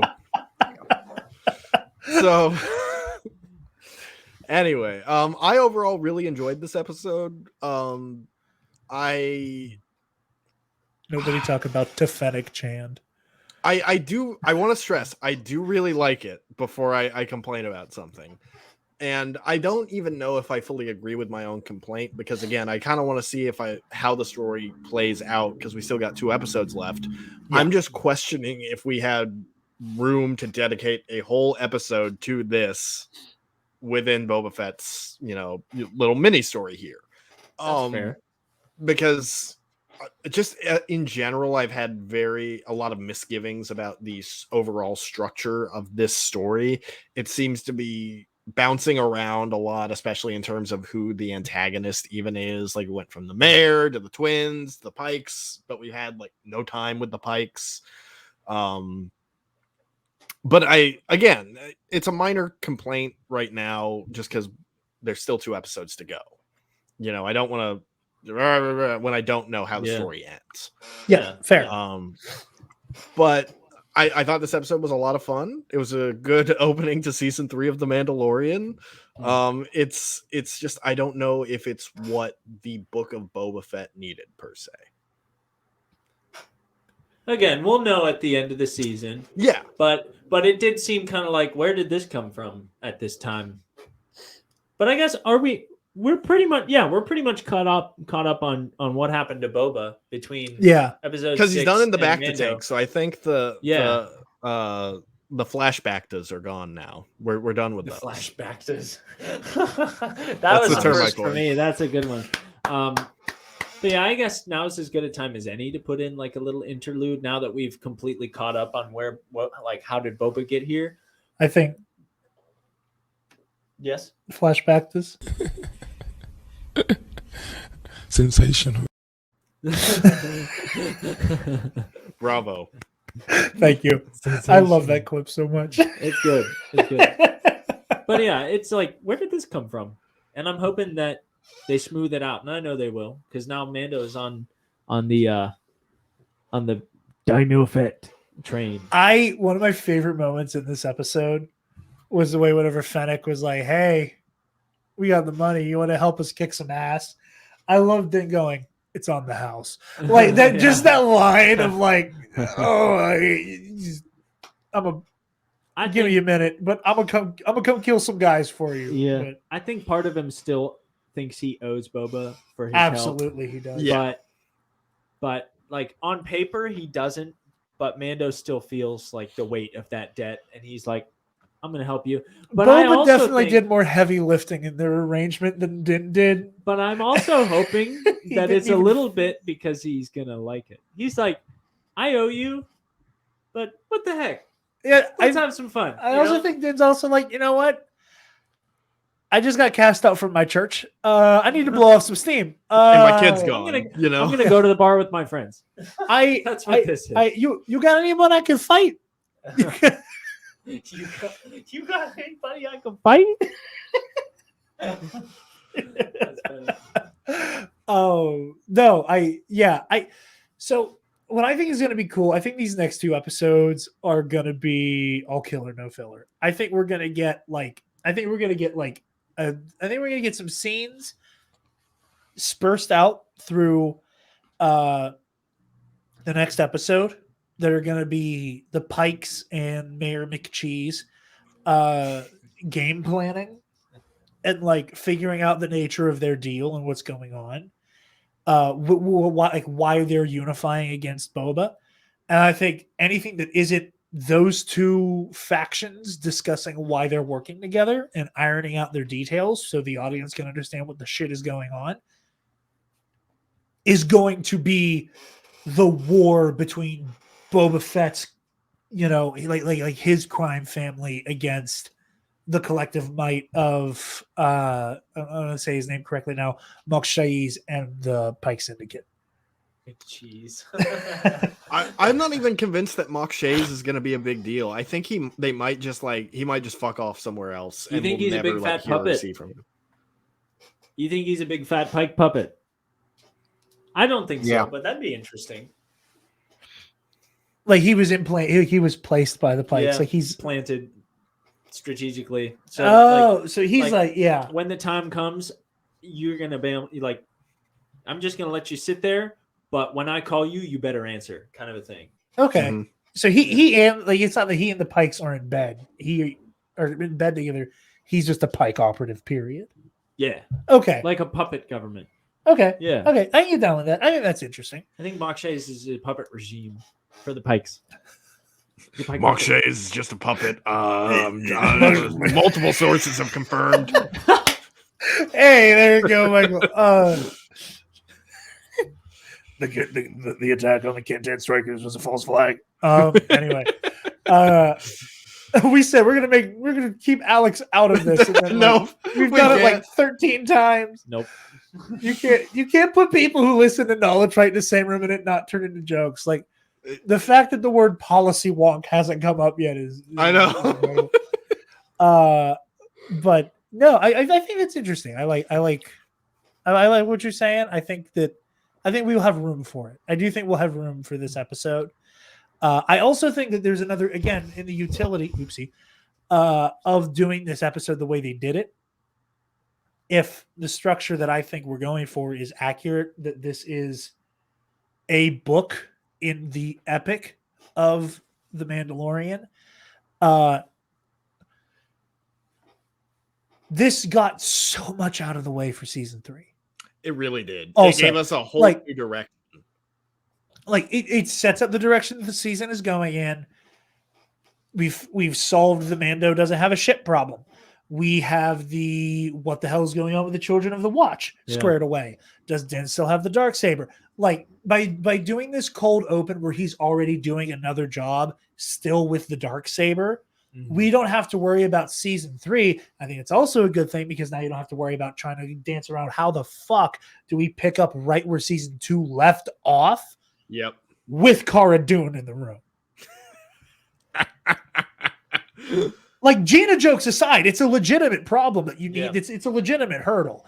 Especially because they're gonna go back to Navarro eventually because Grief Karga's still gonna be in the show. We know Grief Karga's in this season. One of my favorite jokes is people talking about Din's cameo just being Boba Fett going, Din Djarin, will you assist me in fighting back the Pike Syndicate? I'd love to, Boba, but I'm a pallbearer at Cara Dune's funeral. I can't make it out. Like that was one of my favorite tweets I've seen on the internet this week, where I was like, "Yep, they just kill her off screen. It'd be funny." Yeah. She fell. she was just, on the bridge of Moff Gideon's light cruiser. Like Never she to be turns seen around again. and just like trips over like a dead stormtrooper and just lands neck Koska first. tripped her and she died. and just like sinister laughter from Moff Gideon, like on the floor, like ha ha ha ha ha. She Still fell into with a like hole, blood never gushing to be out of his seen mouth. again. I was like, didn't he have a bloody lip too? Yeah, that's my favorite part of that episode is like when you look over at Moff Gideon, you can see he's bleeding from the mouth from when Mando like donkey kicked the spear into his face. Favorite. It's such a stupid detail, but I love it. Connor, we've been talking ad nauseum. Your thoughts on the episode overall? I thought it was a really fun episode. I thought it was really good. It was odd to see Mando season 3, episode 1 here. Jokes aside, I thought it's thematically, I think it's going to pay off. Mechanically, I get why people are like, this feels weird. But like thematically, Especially in a show at least, that's had such weird pacing up to this point. This is also fair. That's true. That's very true. So I found a lot to love. There is a lot for Star Wars fans of every era and every medium to like just really chew on. So yeah. I think if there's one thing, I've said it a trillion times and I'll say it a trillion more. I'm a Force guy. I'm a Jedi Sith guy. Those are the stories I like the most. same. The Mandalorian is surprisingly something I love more than I ever thought I would. Which, like, granted, yes, the first 2 seasons are kind of centered around Din and this Jedi child. Yeah. But like the story is not about Grogu becoming a Jedi. Mm-hmm. The story is not following someone in their Jedi path. It's his Din father. navigating the underworld and whatnot, Yeah. And we have Ahsoka and we have Luke show up and there's great moments and they have great fight scenes and all that stuff. And it satiated my appetite. The part of my brain that is lightsaber go burr, with Star Wars, we're like I want to we can have a conversation like we did about the Armorer for another 3 hours. But also there's a part of my brain that's like, I just sort of like, that's all I fucking want. Right. Like the duality of man is like, I've written articles about why The Last Jedi is a masterpiece, but also I just want to see lights. Yeah. It's literally me with Fallen Order. Like I'm the exact same thing. Like I've written articles about like just everything spiritual with it, but like goddamn lightsaber going burr in that story, just phenomenal. It's like, at the end of the day, it's not about the academics. I just love playing this game. Yeah, exactly. And I with as much as I love The Mandalorian, like it occurred to me while I was rewatching season 2 with Taylor, preparing her for Book of Boba Fett. She never finished season 2 until a few months ago. And I'm watching it. I had a moment where I went, I think Din Djarin is my favorite not force sensitive. Like, and it hit me like a freight train, where it's like I engage so much more deeply with all of the Jedi and Sith characters because like the Force and all of that stuff is just so fascinating to me. They're like it cranks up my ability to enjoy a character up to like 30, just by default. Same. Like, I don't care if it's a shitty character. If you can touch the Force and have a lightsaber, I care so much more just on spec. And it occurred to me, I was like, I really like Din Djarin's my favorite non-force sensitive, like by a long shot. And this episode starts, and like Din pulls out the Darksaber and starts massacring dudes with it. And I'm like, great, my favorite non-force sensitive. A lightsaber is part of his loadout now. So like, done. I'm good. Din, like, welcome to the actual club. Welcome to the big kids table because we got to cheat and give you a lightsaber. All boxes checked. Yeah. Connor, go ahead. No, I just like literally prequel fans, specifically Phantom Menace, Fallen Order, Clone Wars, Rebels, sequels, all got something in this episode. Yeah. It was absolutely fantastic. Like, I honestly just need a behind the scenes look at like Bryce Dallas Howard, like just directing the BD droid model. And just her coming to terms with the fact that, like, you're bringing a droid model from a video game 3 years ago into live action. And, like, everything's out of the game. Everything is straight out of the game. Like, that's, like, okay. Like, His little tippy taps. Dancey dance. Dude, the scan, and, like, where he fit it, I giggled like a madman. That shit had me crying. Honestly, that my biggest freak out of the episode was that BD droid showing up, and I was losing my mind. And I was watching the episode with my mother, and she's just like, "This is just a little robot." Like that was it's like, but it's not, Mom. It's not just. It's not, Mom. You wouldn't understand. I almost did because I was on Reddit. Thankfully, I have a subreddit. So. But I have joined the Fallen Order one and the High Republic one, which should not be a surprise to any of you. No. And one of the posts I see on my feed is, so glad we got to see this little guy. And it was like a blurred out photo and it just said spoiler. And I'm like, oh, cool. There's a Book of Boba Fett thing. And for some reason, I was thinking like, oh, it's a Latero bounty hunter.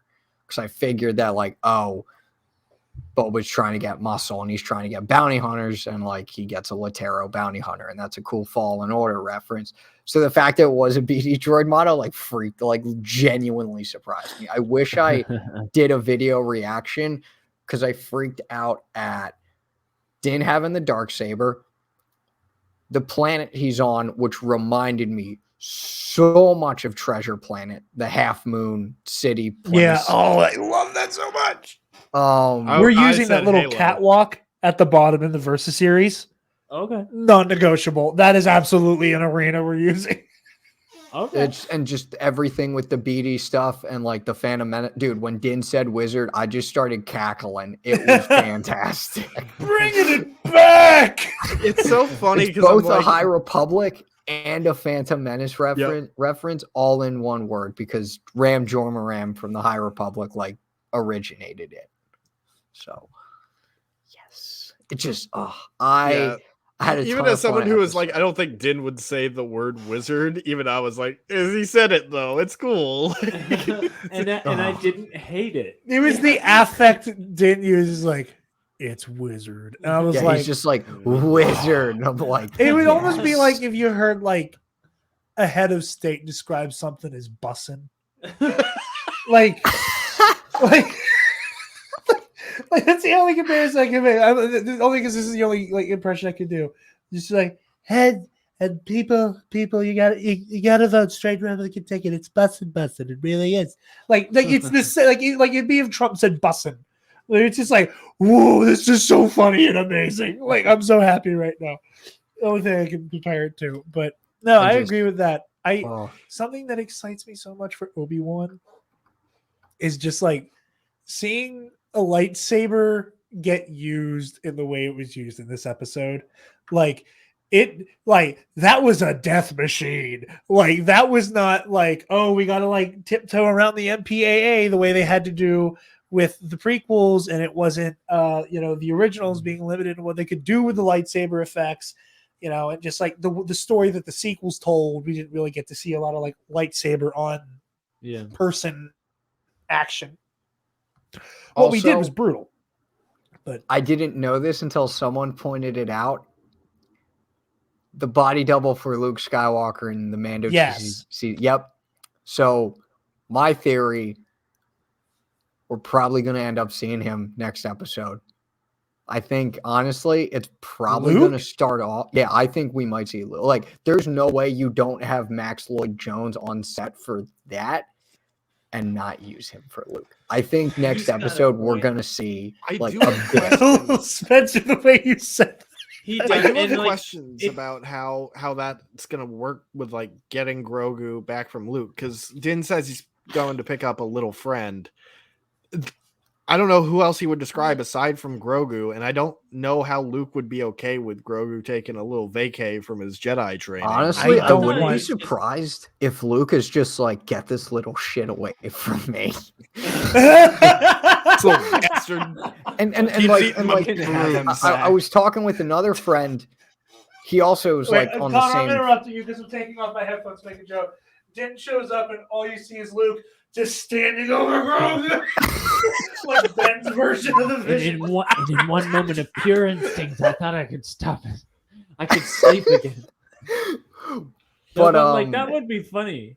That would be funny. Yeah, and just like another thing is, and my friend pointed this out, like like how it could like tie in to Book of Boba Fett if like he shows up in the finale and helps out with this whole gang war, and like Boba and Luke have this like moment of like, yo, we're actually now good. We're even. Like, and just that sort of so funny for Luke to just show up in the middle of this gang war. It would kind of have to happen at the beginning of the next episode, though, because before we can move on with the Boba Fett plot, we kind of have to tie up like the whole like, I have to go see somebody, somebody very special to me. I made him a little present. And that's what I'm. I'm gonna burst into tears. I'm gonna be inconsolable. But my hope is that like, I don't know why I want them to save it for season 3, but like at the same time. I also don't want Grogu to leave. I want him to visit Grogu. I do not want him to leave with Grogu. Yeah. I wouldn't be surprised if he visits him this episode. Because I think it would kind of cheapen the decision of Din giving Grogu to the Jedi if, Grogu can take a break every 5 minutes to go fuck off with Din. It's like goodbye forever. Just kidding. Like I have custody of you every other weekend. So yeah, exactly. We're going to go help take down the Pike Syndicate. And then, like that would make Din like the cool parent, I think. Like I just can't get over the idea of Luke getting involved in this gang war. Like I would love to be like some emissary of the Pikes, going like, "You have engaged Boba Fett in the Dune Sea." Oh, man, you're not gonna believe this shit. You're the guy that killed Darth fucking Vader. Yeah, he's here. I don't know how this happened, but he's fighting with Boba Fett, and I'm pretty sure we know they saw like Boba Fett trying to kill this guy before, so I don't know what's going on, but like there's a whole lot of dead Pike, and there's a whole lot of lightsaber wound happening, and I'm very confused and scared. Like I just like again, it's just one of those like I would love to be in the room while someone's trying to like one of the Pikes is trying to explain to another Pike what the fuck happened. Like, and then Luke Skywalker, who? Luke Sky. You want to run that one by me again? Just once more, please. Yeah. So like, Oh, I don't that's know. so funny.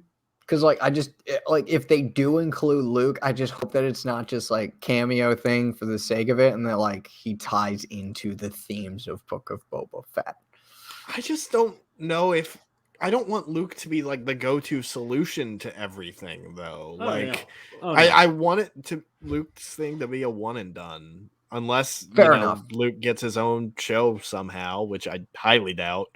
I don't want just more repeating of what we got before. I don't want them to just start bringing Grogu back and Luke back and all this. Like, I want the story to be its own thing as well. Yeah, no, for sure. That's just a thing. That's just the theory I have. Yeah. I don't want it to happen, but it like, could. It could in theory. I'm gonna pause the conversation. Final thoughts, as I know you got a boogie. Great episode. Really looking forward to the Mando and Boba Fett tie-ins that possibly still even come around. To And season team 2 up. of Book of Boba Fett and season 3 of Mando. Yeah, we could see this from Din's Yeah. perspective in season 3. Yeah, and just one final thought in terms of like where the timing could happen. You bring up a good point. It cuts out a lot of the busy work at the beginning of Mando season 3 for like what happened since. And so it could be that we don't get to see Mando and Boba Fett teaming up like they had arranged until Book of Boba Fett season 2 or part of the way through Mando season 3. It could be, okay, we've established that they're gonna get together and kick some butt, but for the rest of Boba Fett season 1, it's still gonna be set up. It's still gonna be like we're getting ready so we can go full tilt in season 2 with this full out gang war. We gotta go full tilt boogie on him, Watson. Sorry, that was. And then you can jump right in season 3 Mando with him visiting Grogu and that relationship and see what happens with Mando after that and in between. And maybe there's like all kinds of like interweaving of the two. But I'm really excited to see, these guys continue to interact with each other and Fennec too. Yeah, those are my thoughts. It's been great for all you listeners who put up with my extensive and unnecessary thoughts about the armor. No, that's the point of the show. I forgot what were your thoughts on the armor? Can you run through them one more time for me? I would, but I have to go to the bathroom. Yeah, he's about to turn into a pumpkin, as he likes to say. I'm going to turn into a pumpkin any second now, so I got to get home, go to bed, and it's been an absolute pleasure meeting you, being on the show with you, Michael. Connor, always a pleasure. I'm a big fan of you, my friend, and we'll see you next time, everybody. Yeah. Safe travels. Stay Bombad. Yeah, piss off. Text me when you're home, safe and sound. Yeah, thanks, buddy. Love you. Bye. Love you.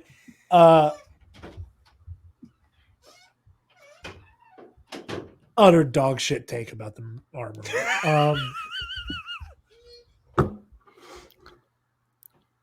Okay, I thought he was about to come back in. I was hoping he wasn't. What'd you say, you little shit?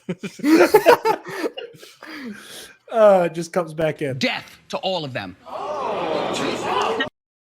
My favorite part about that clip is the guy in the crowd who goes, Jesus! Like, again, all of it, listen for it. It's the best part. Death to all of them.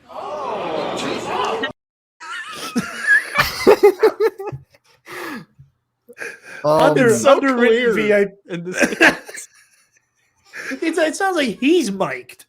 Anyhow. Yeah.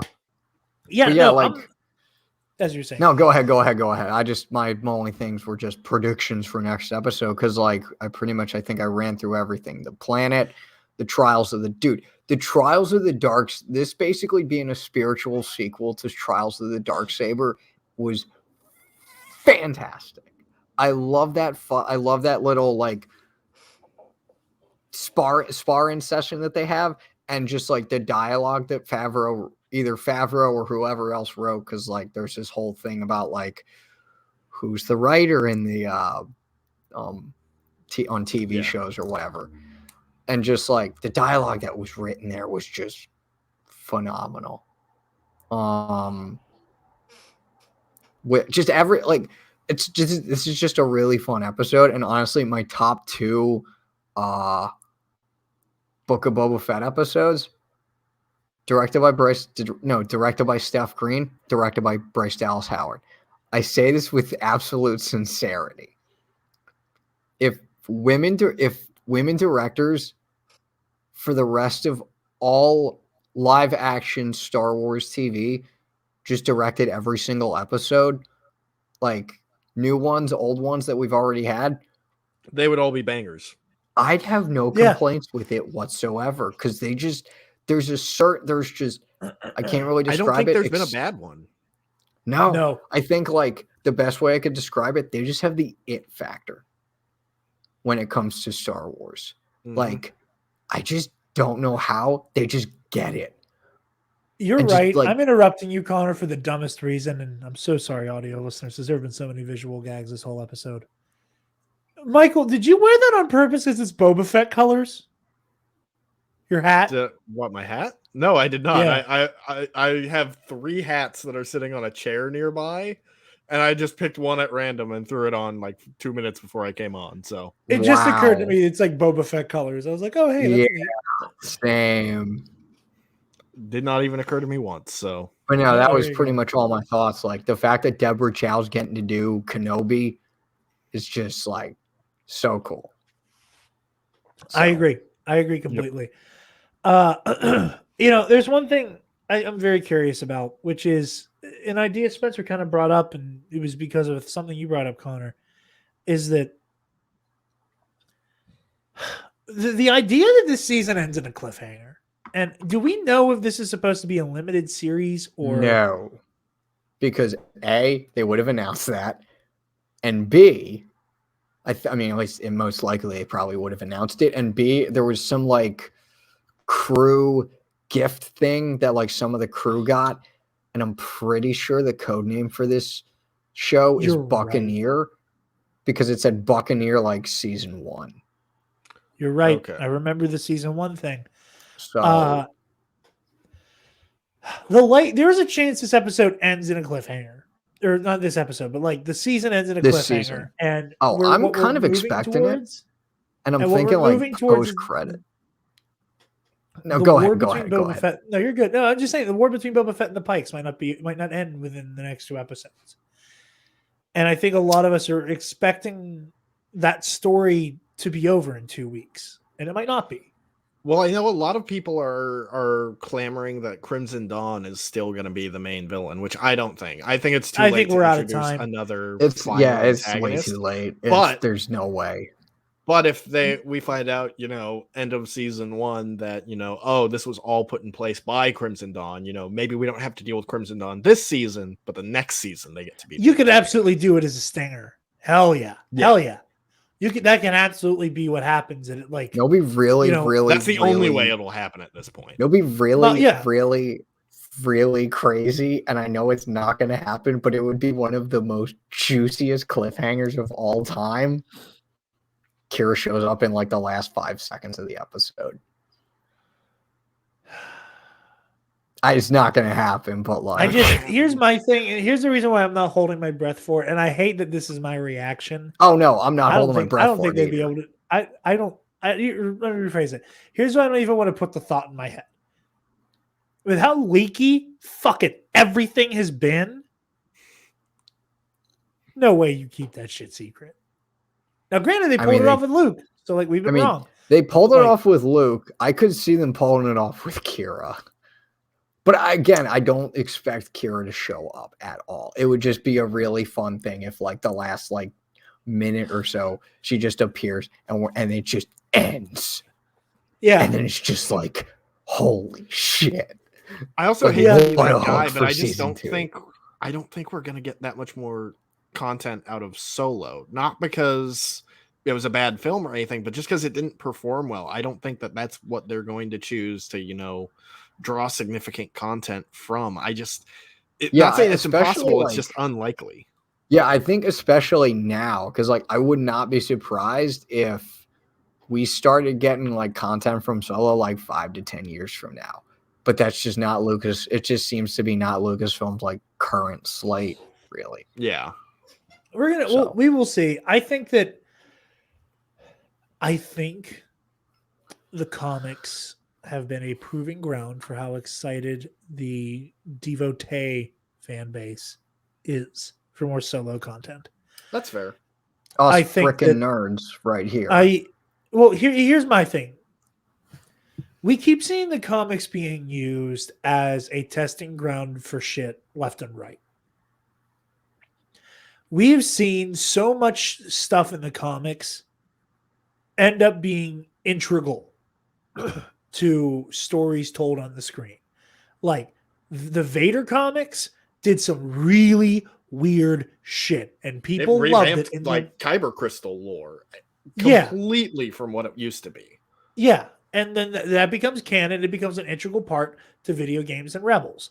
We have all of this weird Spirit Quest shit going on with Darth Vader, and then we get the World Between Worlds, and then we get like Cal's like Vision Quest in Fallen Order, and I just feel like the comics a lot of the time is like a proof of concept. You know, I like we've seen Dude, it the Darth before. Vader comic was literally a proof of concept for Fallen Order. Exactly. That's what I'm saying. You know, and then stuff makes its way into Rebels. Like I said, okay, let's play test how people think about spirit journeys in the Force. Okay, well, you guys liked Mustafar being like this magic Force nexus? What if we had an extra like dimension of reality that's a Force nexus? That'd be cool and weird. Cool. Okay, Dave, go fucking crazy. You know, like I wouldn't put it past them. I wouldn't put it like I would not be surprised if what they're doing right now is going, will they even recognize Kira? And people losing their shit. Like Star Wars News that ran a whole ass story. Like, granted, I know that like their whole beat is Star Wars, so you kind of got to cover it. But like, it was literally a whole ass story. Whenever during Podathon, Bro Axiom broke the whole thing about Crimson Reign involving like the Knights of Ren and their heist at Vader's castle. And I can't believe I just said that fucking sentence. But wow. Like but you see what I'm saying? Like there's a whole lot of like, okay, we're gonna put this in there, put that in there. Like nothing happens by accident. I think there's absolutely a chance that it happens. Amelia Clark is still in Good with the Mouse. They're filming Secret Invasion right now for the MCU. So anything's possible, man. Anything's possible. I'm excited. It would just be I can't really wait to funny see if she was the Mephisto of this show. And I can't even say Mephisto because like if it wasn't a friend of mine really put it well. If it wasn't because of all these rumors and just being so deep dive into the Star Wars fandom, he would have never thought of Kira as an option for this show. Never. It would have never occurred to him if it wasn't for all that. So I have a lot of feelings about how we're all a part of the problem. But yeah, I can see it. I have a weekly existential crisis where I'm like, hey, this news broke, this rumor is circulating. I can't wait to have fun discussing it. And then I'm like, oh, it's not a discussion anymore.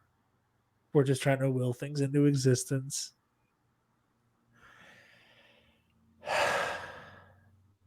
Liking things is a chore now.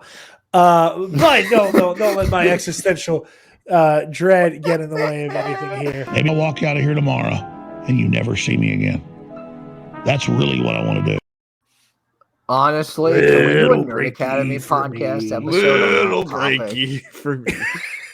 Like, I would not mind doing a Nerd Academy podcast, like main Nerd Academy episode on just like that type of culture. I would not mind it at all. That's the kind of episode that we do as a live stream, though, so we have an excuse for it to be ridiculously long. Yeah. And potentially heated. Yeah.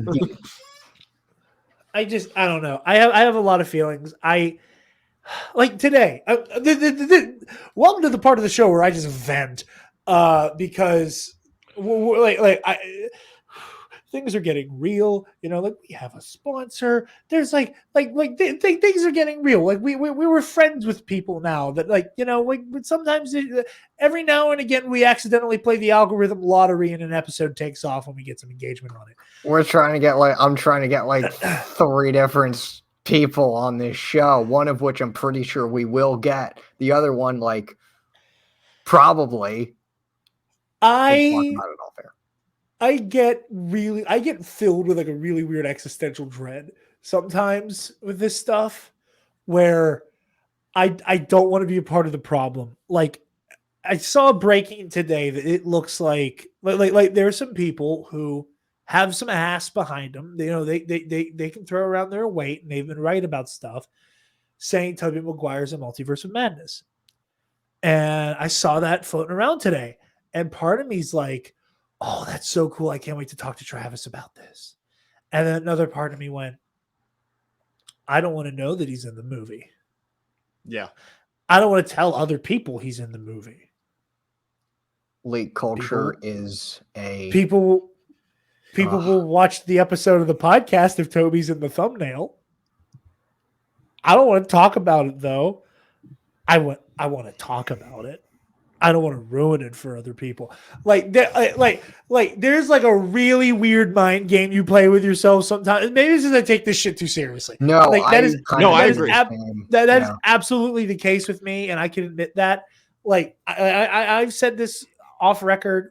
The rule in Team TNAP, I'm giving you guys a peek behind the curtain here, and I have said to everybody, this is my second job, and all the other Nerd Academy people's hobby, and I'm very okay with that. I want to get to a point where I don't bartend anymore because I just do this shit. Be it the Nerd Academy or for somebody else, this stuff is always going to, the Nerd Academy, if I have my druthers, is never going away. I'm going to do this shit till I die. This is our baby.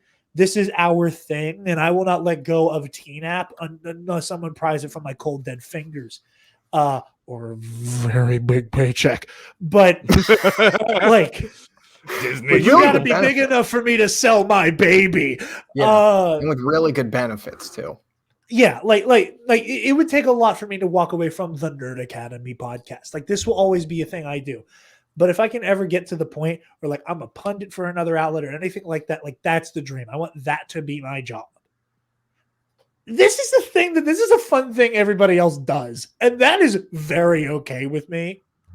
And I very recently, coming off of No Way Home, coming off of the fact that there's shit I know about I'm not supposed to know about that I found out from other people who know shit they're not supposed to know. And and a lot of that stuff is stuff that you can never report on because it's very easy to trace back and people get in trouble. But those big leaks, I know how you feel, Jared. I know how you feel. I know how you feel. There have been points where I'm I don't want to talk about this. I don't want their fuel on this fire. I knew Toby and Andrew were going to be in No Way Home. Not in the way that everybody was not in the way that everybody would have bet on it without knowing for sure. I knew. I didn't want to know. I did everything in my... I didn't even watch the trailers. I was trying to go in so spoiler free for No Way Home, and even I was 90% sure they were going to be in it. I wish I wasn't. I wish I could have gone into that movie knowing nothing, that no one was coming back, but that just wasn't possible. Ironically, not ironically, but the last movie I went into completely, and I mean completely, besides trailers, spoiler free, The Last Jedi. You want to know a really cool part about that? Probably the best theater experience of my entire life. Yeah. The two of the best theater experiences of my entire life were Last Jedi and Force Awakens. And before the release of both those movies, I avoided all the trailers, and like I had to cut myself like off online from the Star Wars community in order to do that, just to say like to not see like screenshots from the trailer, because I wanted to see it on the big screen for the first time, you know. And that's one of the hardest things I've ever had to do. Yeah, it's just complex, you know. Like like I said, I'm complaining about doing things like I'm complaining about a job I've given myself that I may not ever actually get to do professionally. But I've been having moments where I'm like, this is weird. This is weird. Like trying to make decisions like that, and like, you know, I've never had a problem with like, oh, this rumor sounds kind of pulpy, I'm not gonna touch it. This is bad. This is sourced poorly. This is reported badly. Multiple sources confirm. Yeah, multiple sources close to my sphincter confirm. Nice. I stay away from that kind of stuff. But like, I'm like, oh, hey, like a mildly reliable source is saying Toby's in Multiverse of Madness. Like, you know, like like you want to be able to enjoy things as a fan and be surprised, but also, yeah, you know, contribute to the algorithm, you know, as much contribute as to it the sucks. algorithm. I think that there's a level, and like we talked about this if whenever fuckface Campia spoiled No Way Home for all of Twitter, cocksucker. I call people names too much. This show is gonna get, not this episode specifically, but one of these days we're gonna get in trouble because I just offhandedly call people a cocksucker. But but that's beside the point.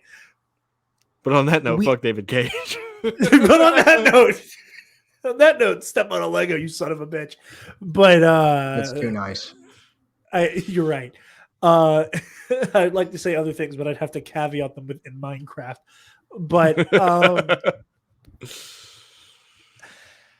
lost my train of thought. Shit. Oh yeah, we're talking about like the degrees to which like leaks are okay, right? And I was like perfect example. A set photo I saw floating around long after we had seen the first trailer, and we know the Green Goblin is in No Way Home. I saw a set photo of the Green Goblin's second costume with the goggles and the armor and the purple tattered up hoodie.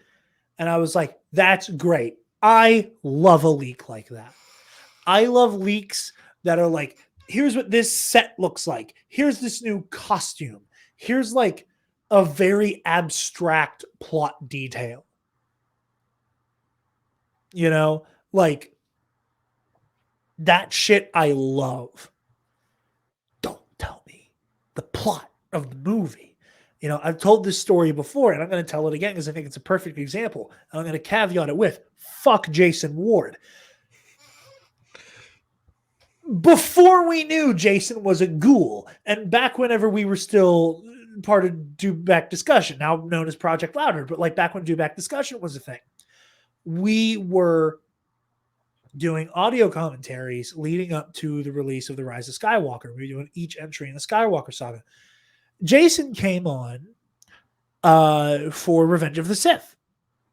And there was just all of these like really like crazy ass conflicting rumors.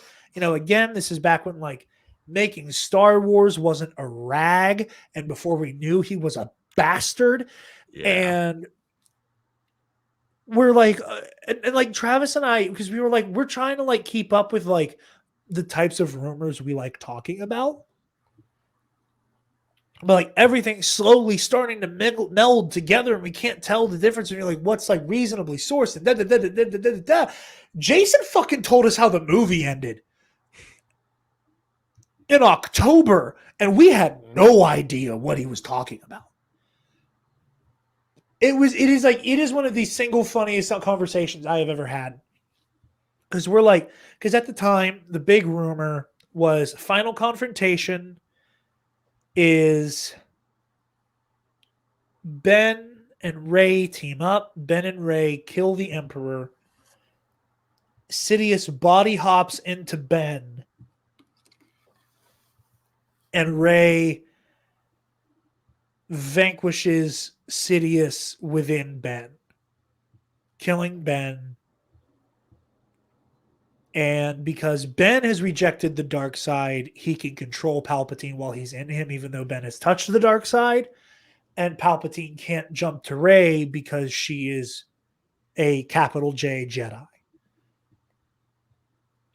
And we were like, holy shit. And I was like, any version of this sounds interesting, but I'm really scared to see it happen because, you know, Kylo Ren tattoo and all that. So we're talking to Jason, and he had reported it at first, and then like a week later, like he just never mentions this story again.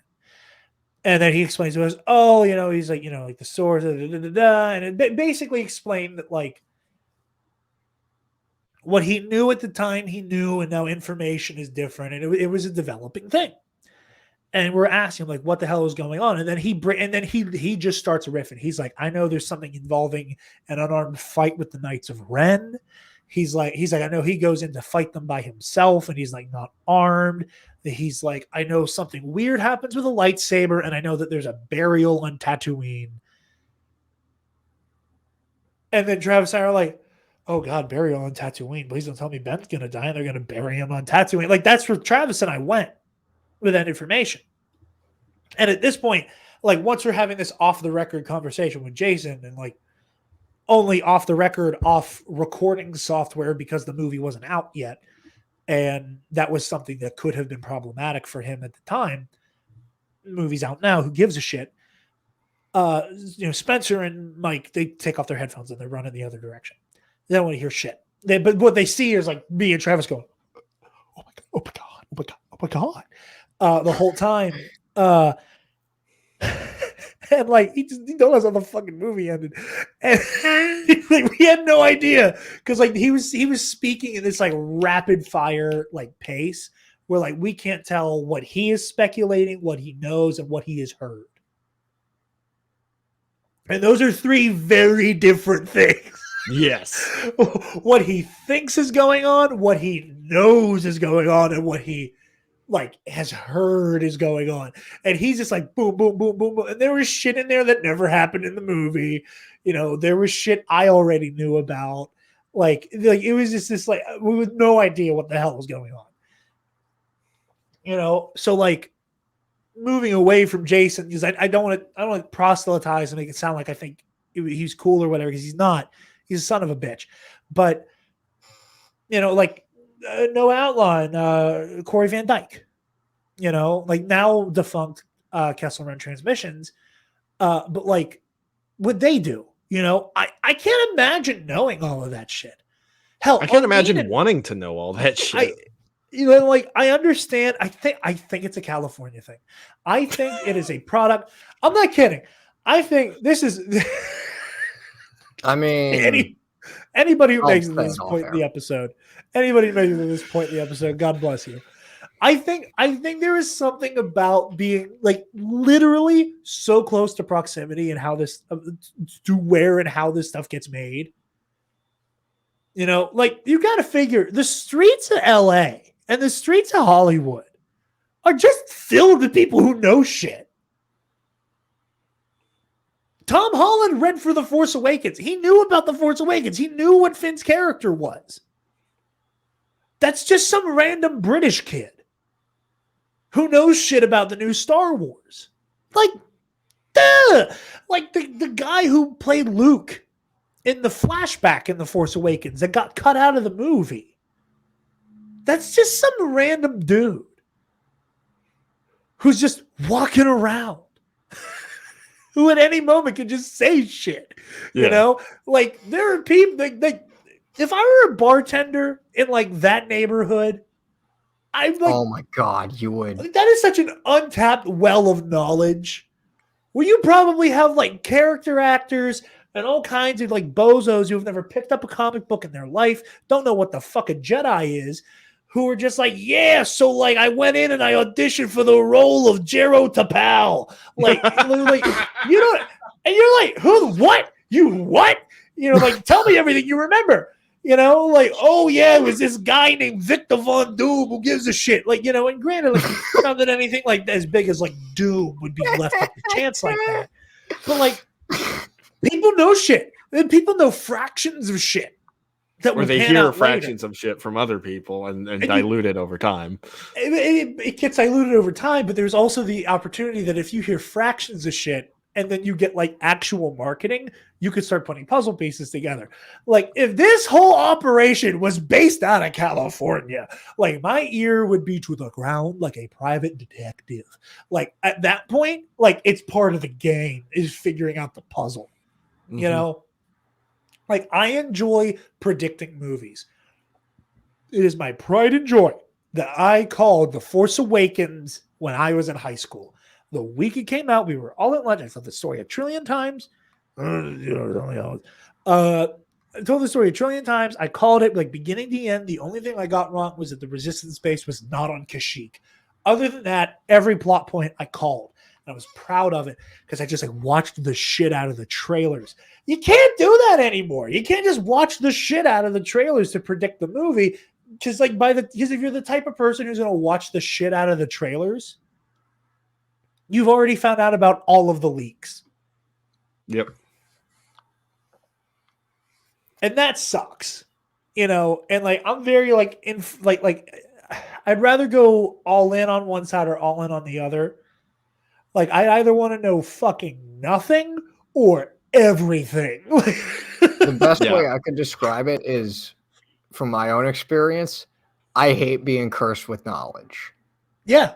Like there's some shit I know from some people that like I can't speak about.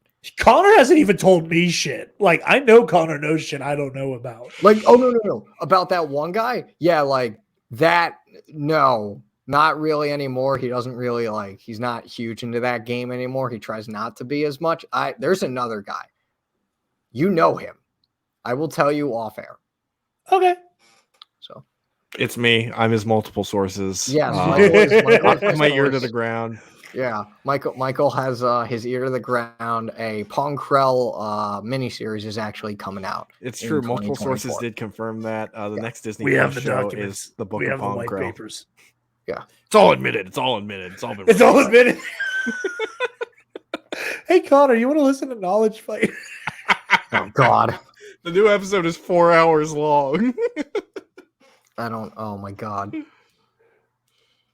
Yeah. So like I totally get what you're saying, Jared. Cause like just this like I hate to reduce it to this, but like it's probably the best reduction ever. This like leak culture today in I think every fandom is just horrible.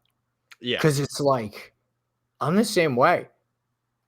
Like maybe it was, I think because I was so eager about Fallen Order that like I spoiled myself on T'Pol and Trilla Sudari. Like obviously I didn't spoil myself on like the fact that T'Pol dies. Well, I figured that was going to happen, or like anything in the story. It's a time. It's a point in the timeline where being a Jedi is not good for your health. Yeah, So. and like I called Vader back in April. Like I was talking with a friend and I'm like, dude, Vader's gonna show up in this game. Like it's Dark Times, it's Inquisitors, it's a Jedi, dude. I had no idea and it got spoiled for me and I hated it. Dude, literally 2 weeks after, they just reveal it in a commercial. Yeah. Like, what the fuck? But yeah, like just like I'll just stumble onto shit and I'll be like, I'll talk to someone and be like, hey, do you know about this? And then like they'll just be like, oh yeah, that's real. And I'm like, fuck. Yeah, because I get that. I'm the kind of guy who wants to go in knowing absolutely nothing. Yeah. Like I will literally like, you know, the new Spider-Verse trailer comes out.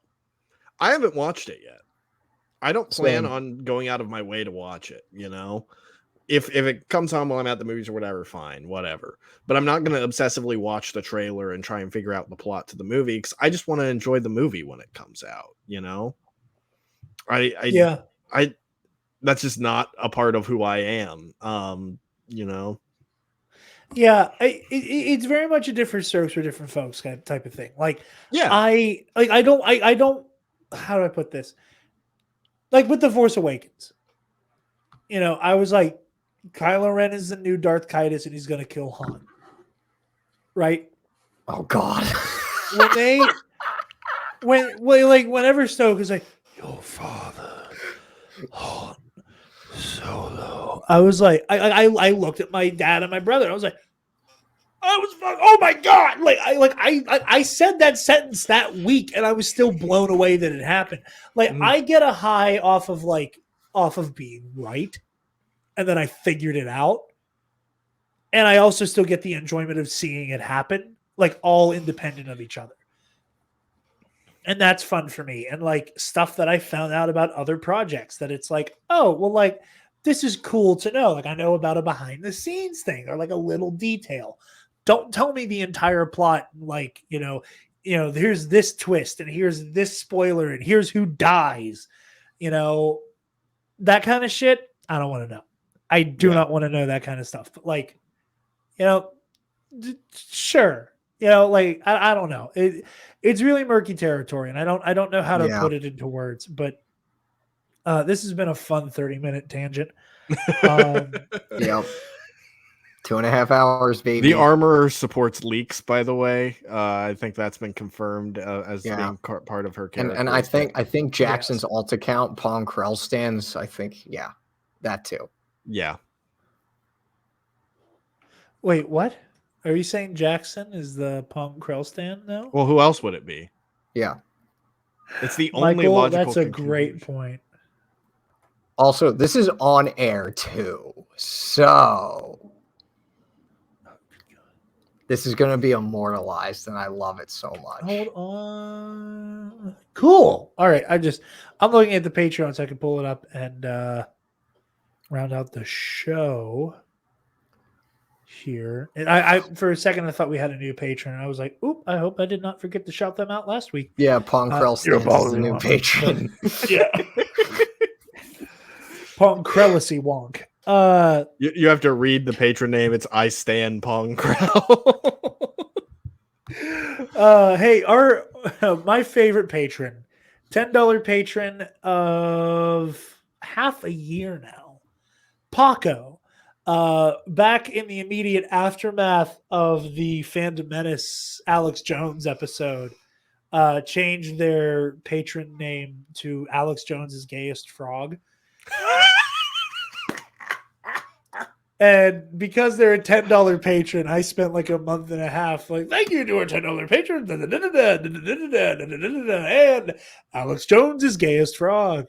You are now a policy wonk. Wonk. You gotta echo it. Anybody who listens to this train wreck of a show, go listen to Knowledge Fight, man. Like I'm just doing free advertisement. I am so hyper fixated on this show, and I hate it. I hate how obsessed with it I am right now. Like I just get to mainline this shit. It's so good. Like another episode's gonna be out like an hour and a half, and I just listened to 4 fucking hours. Like, oh, I love it so much. It's such a brilliant concept. Yep. I love it so much. It's so good. Michael, you're a trooper. Where can the lovely people find you and all that you do again, buddy?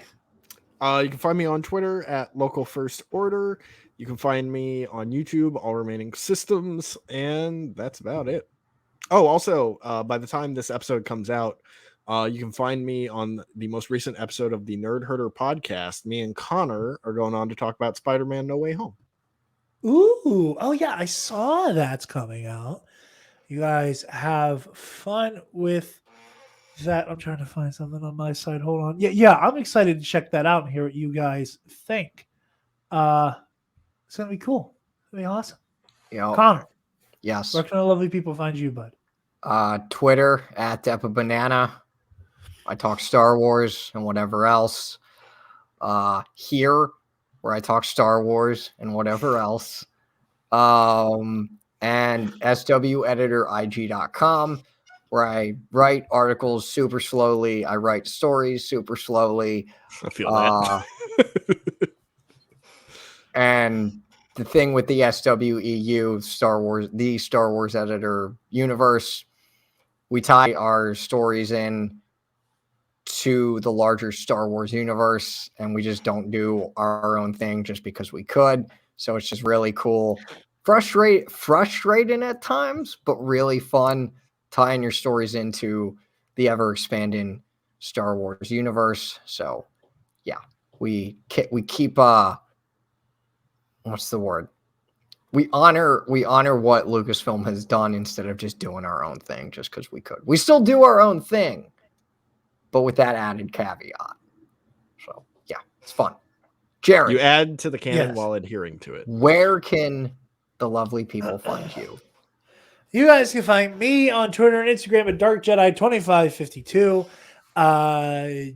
Like I said, me personally, I'm going to be on Octo Radio soon. I don't know if it's the next episode of Octo Radio, but I will be making an appearance on that soon, and I'm very excited to. It's a similar moment I'm having going on Octo Radio that I had with like Around the Galaxy, where it's like actual important people have been on that podcast. Yeah. Like I was interviewed for Around the Galaxy the night after Pete's episode interviewing Matthew Stover came out. Yep. Yeah. And I just had this like literally this man wrote one of my favorite Star Wars stories of all time. And I'm because numerically it's in a completely different order. I can't remember if like I was technically recorded first and then the episode came out or like what it was. But I was like either episode 99 or 101. I wasn't the big 100th episode. I think it was Stover. I can't remember what number I was. Where I'm like, fucking like actual Star Wars authors and shit. Like Ash Crossan has been on Octo Radio. He's had Knapsack on there, like all that. I'm like, Christina. Here comes me coming through. Here I come making my fucking Alex Jones jokes the entire goddamn show. Like it. I'm gonna Mr. Magoo my way into like going to red carpets, and that's gonna be how this shit works. Dude. That's how we're gonna take off. Yeah, That's how I'm gonna somehow become a celebrity. I'm just be like, I'm just here to talk Star Wars. We are gonna all collectively Mr. Magoo our way into micro internet celebrity ship. Hell yeah. That's the way to go. You just gotta fall ass backwards into everything. Fail upwards, baby. Hell yeah.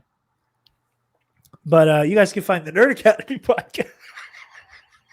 It's going to title this episode New Star Wars Games, The Book of Boba Fett, and Jared's Declining Mental Health. And Armorer Discourse. And leak discourse. Yeah.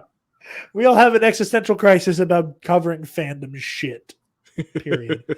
Nerd Academy Podcast on Facebook, Twitter, Instagram, YouTube, and on our website, www.nerdacademypodcast.com, where, if you're feeling generous, indigestion, you can donate to our Patreon page. Give me $1. Speaking of our patrons, thank you to our $10 alumnus. Got to get this scrolled down a little bit. Nick Johnson. That's him. Delta 9, the Waffle Wizard, and Paco, aka your friendly neighborhood. I'm the fucking fuzzy. Your friendly neighborhood. We're right along to just. It got inside of my glasses. Like there's this one fuzzy that's just been floating around the studio the entire show, and it just glided through my glasses and scared the bejesus out of me. Thank you to all of you guys. Versus Series tournament. We keep pushing it back. Shit keeps coming up. Both my work stuff, personal life stuff. Spencer had COVID. I had an emergency come up that I had to take care of. I think we're just gonna wait till the Book of Boba Fett's over. Thank you all for being very patient. It's greatly appreciated. it's also been buying us time because I don't think there are many people who've like submitted brackets yet. So like, Didn't Charlotte win last time? Charlotte won very handily last year. Charlotte had hers filled out. She was one matchup away from having a perfect bracket. Oh my 'Cause god. She had the only one she got wrong was Kit Fisto versus Qui-Gon Jinn. She went with Qui-Gon. We picked Kit.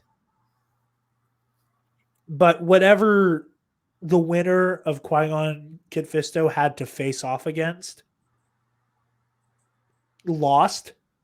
And she didn't have Kit or Qui-Gon moving past that point. So like her bracket course corrected there. So like it didn't matter that she had Qui-Gon or Kit in that slot. All that mattered was like whomever beat them. If I scroll, I might be able to find it back here just to see what the. I'm going to do that actually, just out of curiosity, because I want to see what it was last year that she, like what the matchup was that she got wrong, was very narrowly. Also, Teen Movie Club will be coming back soon. Finding time to do Campus Life has been really difficult, and I'm sorry about that. I got a lot. I got a lot too. This is pre-surgery. Like last Campus Life was pre-2 eyes. Man. Yeah, I know. I feel terrible that we've missed so much. I don't. So it's great. This was last year's bracket. So the way it worked last year. Now watch me get some of these wrong as to how we judge them. So like up here, she had Kit Fisto versus Qui-Gon, and she picked Qui-Gon to move on, but we picked Kit. Now I can't remember who we picked here. If I remember correctly, because we're saying it was like it's not Darth Vader, it's Anakin. That not bloodlusted the way Anakin was, he probably could beat Obi-Wan. And I think that's the direction we went. So we ended up saying, it didn't matter that Qui-Gon was here because we said Anakin would beat either Qui-Gon or Kit, so it didn't matter. So she course corrected there. So the way it is right now, because we weren't able to do one like this year, it's separated into two separate brackets. So like last year, these are all the people who won their episode of the Versus series. So like there was an episode that was Exar Kun versus Count Dooku, Kylo Ren versus Ahsoka Tano, so on and so forth. So everybody who won their episode ended up over here, and everybody who lost their episode ended up here. So all the winners duke it out until we get to the bottom. Now, like I said, this year's that's all the winners are on one image. And all the losers are on their own physical image. And then anybody who submits a bracket, you just got to put who you think the final winner would be in your email. So like everybody dukes that out here. And I can't remember who the final battle was. I know Vader made it to the end over here.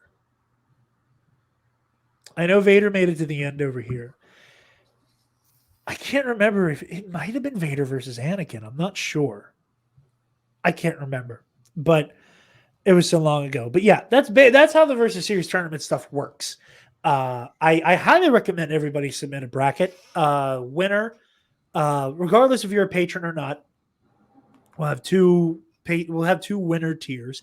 Non-patrons win a TNAP shirt and a TNAP mask, and patron winner will be mask, shirt, sticker, mug.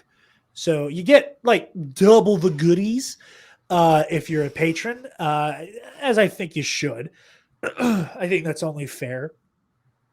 And, $5 tier, or no, I think we said all any patron, actually. But So yeah, sub to the Patreon. The $5 tier is the tier where you get the exclusive content. Heroic Histories coming back. Once we get past the Versus Series tournament, we're going to be doing our first team matchup in the Versus Series. And it's going to be Darth Zana and Darth Bane versus Obi-Wan Kenobi and Anakin Skywalker, which I'm very excited for. I knew I wanted to use Bane in the Versus series, and I was like, I got to read these books. And then I read the book, and I'm like a quarter of the way through the second book now. I'm fucking Really loving it. good. It's so good. But yeah, do all that stuff. Thank you so much for watching, listening, however you do what you do. Go check out everything Michael's doing. Like I said, Michael is awesome as hell, and you should all go watch his stuff. So without further ado, goodbye. May the force be with you. Always. Move away from the cookie jar. It was worth a shot. Hit it, Max.